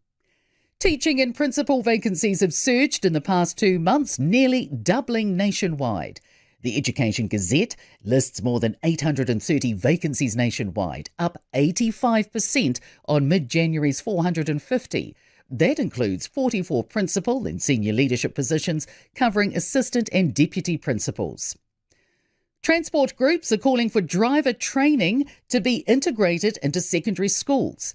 7 organisations, including Transporting New Zealand, have written to ministers requesting more support for the growing pool of unlicensed Kiwis, which totals more than 1 million. The group is also calling for boosting funding for low-income learners to access free programs. Transporting New Zealand's Chief Executive Dom Kalassi says the investment would pay off in the long term. Herald Now Sport, brought to you by Gold Sport. Coach Craig Bellamy's record in the opening NRL League round since taking over the Storm in 2003 is now 23 straight wins after they beat the Eels 52-4. High jumper Hamish Kerr will miss the Indoor World Championships in Poland this month for an intensive training period on the Gold Coast. Former Wallabies coach Eddie Jones claims Dave Rennie's absence from New Zealand rugby since 2017 before taking up the All Blacks job is a positive because he's perceived as coming in with few player loyalties. Herald Now Weather. Good morning. Most of us today are in for another fine and settled day thanks to a large high, but there is a front in the southwest that is weakening, but we do have a heavy rain watch in place for Fiordland and Westland between Doubtful Sound and Haast. That ends at 3 a.m. tomorrow morning, although more rain is likely there over the weekend. As for the rest of the South Island, it's a fine start, with clouds spreading in and producing a few spots of rain from this afternoon, but back to being warm. Fine and warm today for the upper half of the island, 29 for Blenheim, 27 for Christchurch.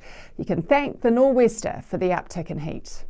It's a cloudy start for the lower north, but the cloud breaks up with long fine breaks through the afternoon. Strong northerlies expected for Wellington. There's a little cloud around this morning here. It does clear with blue sky and fairly settled conditions. There will be an easterly though for Napier and for Gisborne. And any fog around the Waikato clears. The day is mostly fine for all, just a few clouds with southwesterlies this afternoon for Auckland.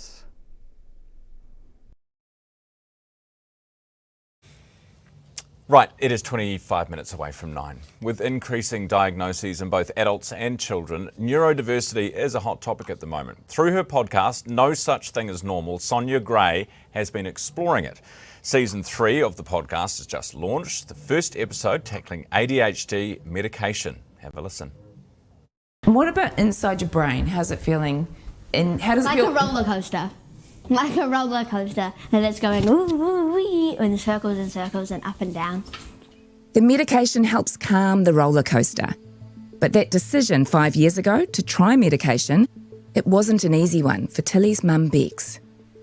It's a scary thing as a parent to put your very young child on medication. Yeah. Can you tell me about that? So when she first got diagnosed and the psychiatrist said about medication, like a lot of parents, I said, no way.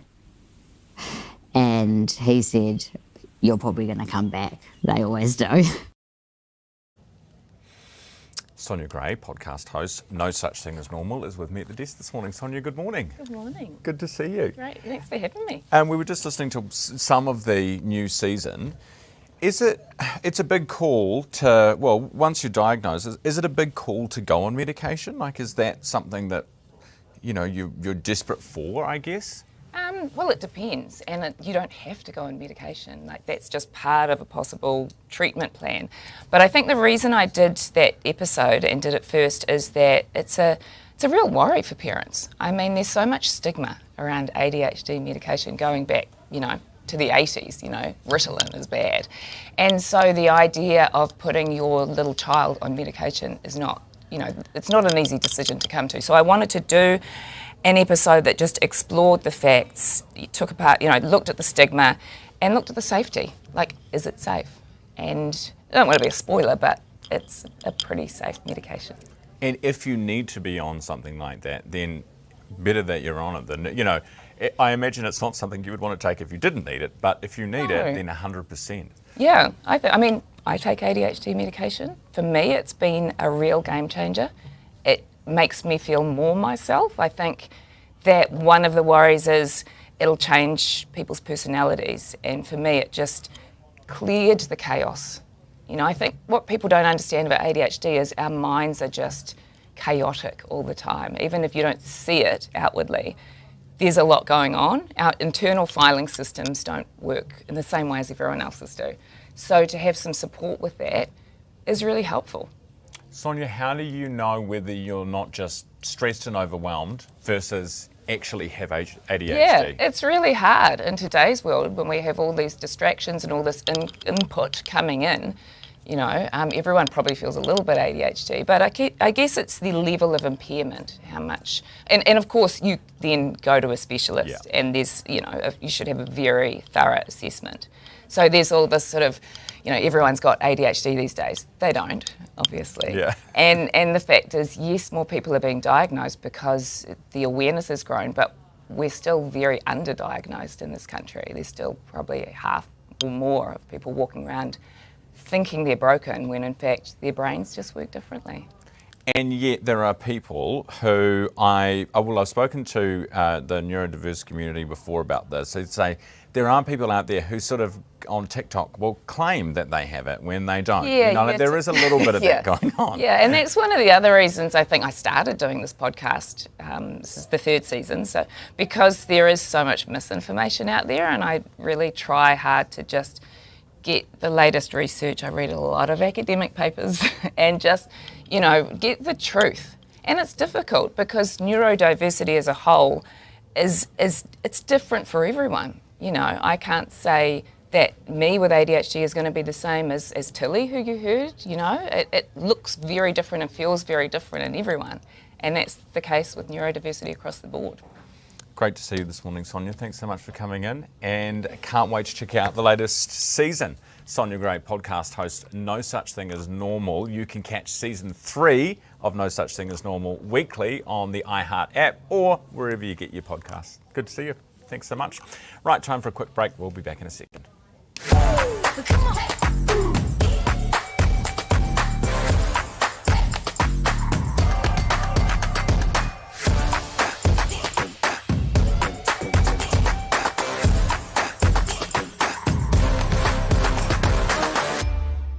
When building for investment, it's important to find a team that you can trust. We decided to build with GJs because of the good quality that they always provide us. They help us throughout the whole process of getting the resource consent to the building consent, and their contracts are very easy to understand. We have built 4 houses with GJ Gardeners, and it's just easier every time we work with them. I'll definitely recommend GJs to all of my friends and family.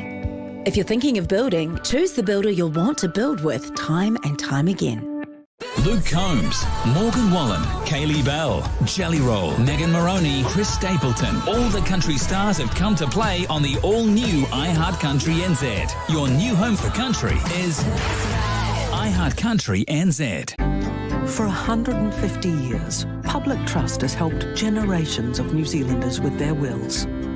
Make yours today and ensure the things that matter go to the people that matter. Know more of the story with Herald Premium, giving you full access to in-depth news, opinion and analysis, with more world news, business insights, and investigative reports from our world-class team of journalists. Plus subscriber-only functionality to comment on stories, access newspaper e-editions, gift articles, and enjoy crosswords and puzzles. Subscribe now to Herald Premium.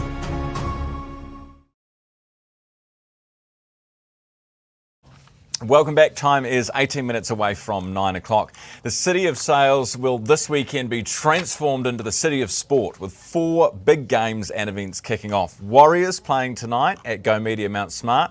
Champions Day Ellerslie, that's tomorrow. Blues, Crusaders, Eden Park tomorrow night, Auckland FC Sunday. Monday we rest. Paul Wilcox, Auckland Thoroughbred Racing CEO, is with us this morning. Paul, good morning. Good morning, how are you? Actually exhausted reading about all that. So am I, listening to it. But here we are. So Saturday's a big day, right? Huge day. So tell us about it. So look, it's actually a huge weekend for Auckland. And first time that 4 different codes have got together, removed all their biases, all their issues, all their fights that they've had, and come together as one, which is really cool, and happy and proud to play a small part in the whole role. Yes, so this is for people who haven't heard of this before. You've come together. Can I buy one ticket to get into everything? One ticket for $100 gets you to the Warriors tonight to kick off their season, which their tickets are scarce as. Then it's us tomorrow at Ellerslie in the morning or during the day, Blues Crusaders on Saturday night, and then Auckland FC to finish it off. And like you said, on Monday we rest. Exactly. Tell us about Champions Day. It's the richest race in New Zealand, $4 million in stakes and bonuses. Yep, that's just one race. So the whole day it's $8.5 million up for grabs, which makes it the richest day in New Zealand sport. So we're really proud of that. We've got the NZ Kiwi $4 million for 3-year-olds, New Zealand bred or sold at Karaka in January. And yeah, we're looking forward to it, but it's 3 Group 1s, the NZ Kiwi and plenty of other races, and it's going to have an awesome day with an awesome crowd, so exciting. Can you give us your picks for the races, please? Well, I'd like to know where I can make some money this weekend. Unfortunately, if you look at the NZ Kiwi, the favourite well written's at $1.20, so you're probably going to be here on Monday, right? But look, it's quality, but outside of that, I think your next best is around $8 to $10, so got an opportunity to potentially not have to turn up on Monday. So $100 is going to get me into all of this over the weekend, but are you actually going to go to all of them? That's the question, because you'd be shagged by Monday, wouldn't you? Yeah, but that's the whole excitement of it. People love sport, right? And for me, if I wasn't working tomorrow, absolutely be doing it. So I'll be giving 3 of them a good go. Yeah, there'll be people that do it. The thing that I do like about this is it's great for Auckland, great for the city, and you must be able to feel it too when you go around at the moment. Things are coming back. Well, they are back to life. Yep, you've nailed it in one, right? It's the opportunity for Auckland to be really proud of what's going on this weekend, come together as one, work as one. It's great for the city, it's great for the restaurants, hotels. All the bars are going to be pumping right throughout the weekend, and the great thing is that they're bringing in Australian viewership as well, which is important. And there's a lot of Aussies coming over that are going to the Warriors tonight that are going to be at Ellerslie tomorrow, and I'm sure they'll then end up at the Blues following that. So fantastic. How good's that? Well, it is 4 times as good as it could be. Yeah, that's what it is. Paul, good to see you this morning. Thank Likewise. you. That's Paul Wilcox, Auckland Thoroughbred Racing Chief Executive. Time is 14 away from 9. Time to check in with business thanks to our partners Forsyth Bar. Earlier on the show I was joined by Garth Bray, host of Herald Now Business. I started by asking what's happening with all the grounded flights in the war-affected regions and the impact that that's having on Avgas.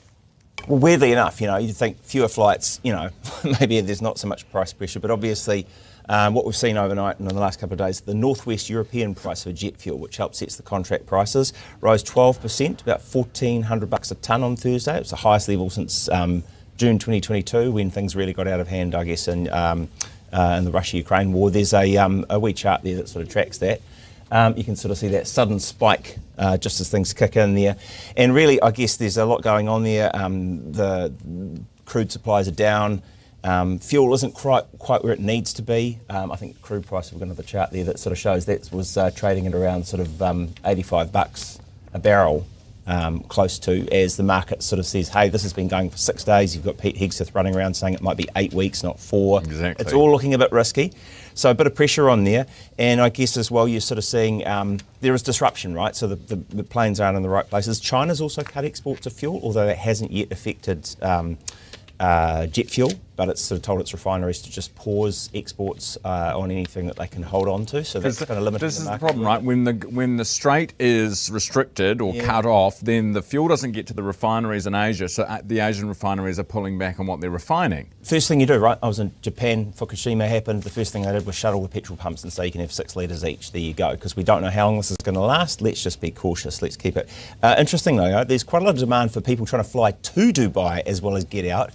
Wealthy tax exiles who have to spend a certain number of days there, otherwise they get pinged back in the UK or in Dubai, are scrambling apparently to try and to get flights there so they can land in time, otherwise they face whopping tax bills for not having been in the country for long enough. So lifestyles of the rich and famous there, right? Any disruptions showing up here? I saw a story about queues at the petrol station in Wellington, but it is discount fuel day at Waitomo on a Thursday, I'm told. So I think the gullible maybe might be responding to that one.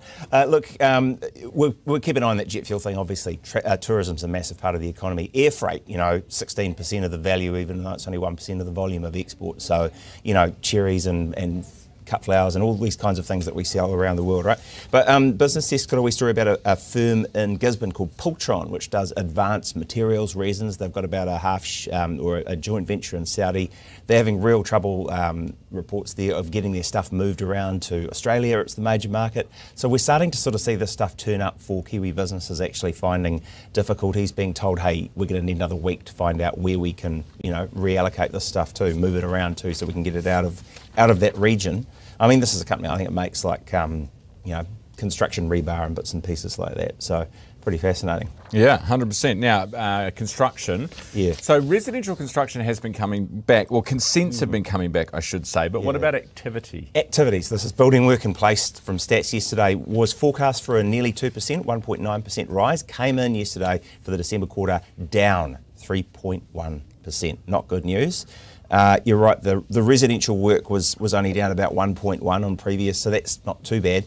But the real hit was the non-residential sector that was down 6.5. That's quite lumpy, big projects, someone pushes back the start of a big hospital or something or whatever, that's going to push that around. But it sort of does suggest that because it was widespread, businesses are remaining a wee bit cautious. But as you say, consents, and 2 other really good stories there.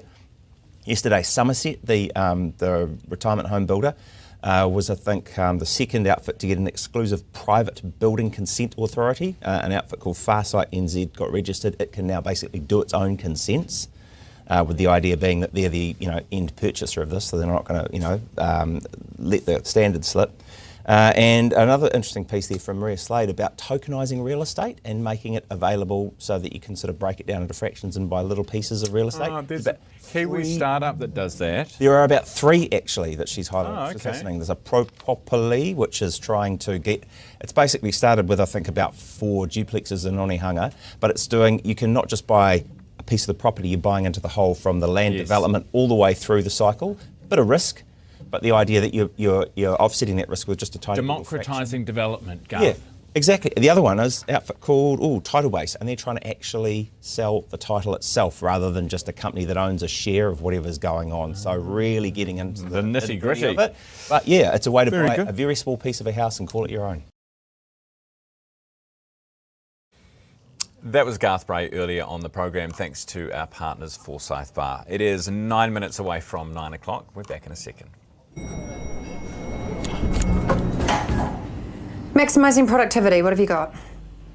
Well, if we switch to 2 degrees, with Flex for Business, we can instantly manage data usage, employee mobile plans, and cost centre reporting, saving us time and money.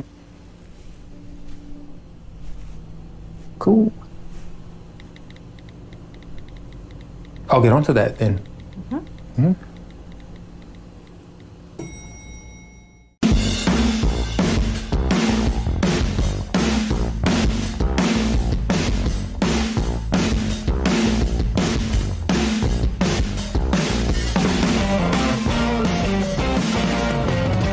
We've done few subdivision with GJ Gardner, and from the resource consent to the building consent, getting the council permits and stuff, always GJ Gardners are ahead and helping us out through the whole process, and it was so easy working with GJ.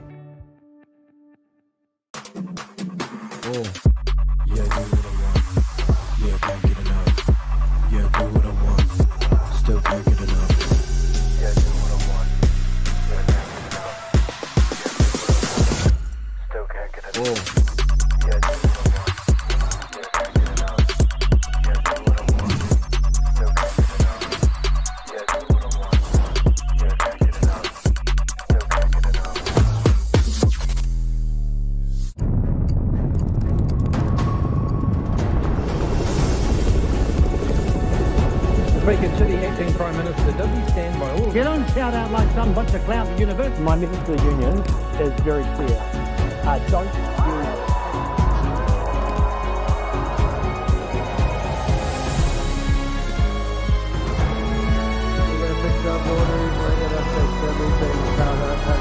use The New Zealand Herald, news worth knowing. Welcome back. It is 7 minutes away from 9 on your Friday morning. I thought we would never see the day, but it's here. US butter is on New Zealand supermarket shelves, selling for the bargain basement price of $6.99 for a 500 gram block as a trial. It's to see how Kiwis react, how the consumer reacts here. Earlier I spoke with Mark Simpson of Dairyworks, who's imported the butter into New Zealand in bulk, wrapped it in paper and is now selling it in supermarkets. That's exactly what we've done. There was a window of opportunity to bring in some butter from the US at a cost that brought some choice and hopefully a little bit of value to the New Zealand consumer. We brought it here into New Zealand, wrapped it up, and it is on shelves as of this week. At Pack and Save? At Pack and Save in the North Island, and next week we'll be in Pack and Save in New World in the South Island. How many units have you got? At the moment, we've got roughly 4 to 6 weeks worth of supply, depending on how consumers pick it up. So, we're pretty excited just to see how it goes on shelf, get some feedback, and go from there. And correct me if I'm wrong, but from what I have seen this morning, your butter is $6.99 for a 500 gram, and Pam's, your sort of cut price, is $7.19. So you are cheaper. Yes. Slightly cheaper than Pam's. That the same everywhere? Yes, it should be. Yeah, you'll see that coming in the South Island as well. You say there was a window of opportunity to get this butter in at this price. What provided the opportunity? Global markets move around a wee bit. The US at the moment is producing a lot of milk, more milk than they can consume themselves, and therefore they're now looking to export a little bit of butter at a cost that came in slightly lower than what we're producing here in New Zealand. What does it taste like? Are you using it? I am using it. I think it tastes absolutely fantastic. Melts very, very well. Goes good on cookies. I've heard from some in your newsroom it's going very well on your hot cross buns from Pack and Save as well. So, yeah, we just encourage consumers to get out and give it a go. This sounds very much like blasphemy, Mark. Sounds like you're a traitor.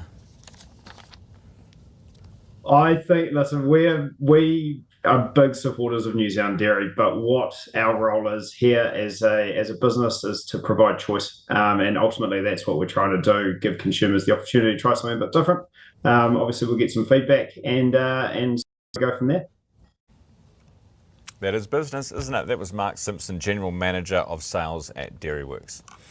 To the US now, where First Lady Melania Trump has chaired a meeting at the UN calling for peace through education. It comes, of course, amid the Middle East crisis, the US and Israeli strikes killing at least 168 people, many of them students, at an elementary school in Iran. Here's what she said. To all those who have been injured, you are in my thoughts and prayers during these challenging times. The US stands with all of the children throughout the world. I hope soon peace will be yours. Peace does not need to be fragile.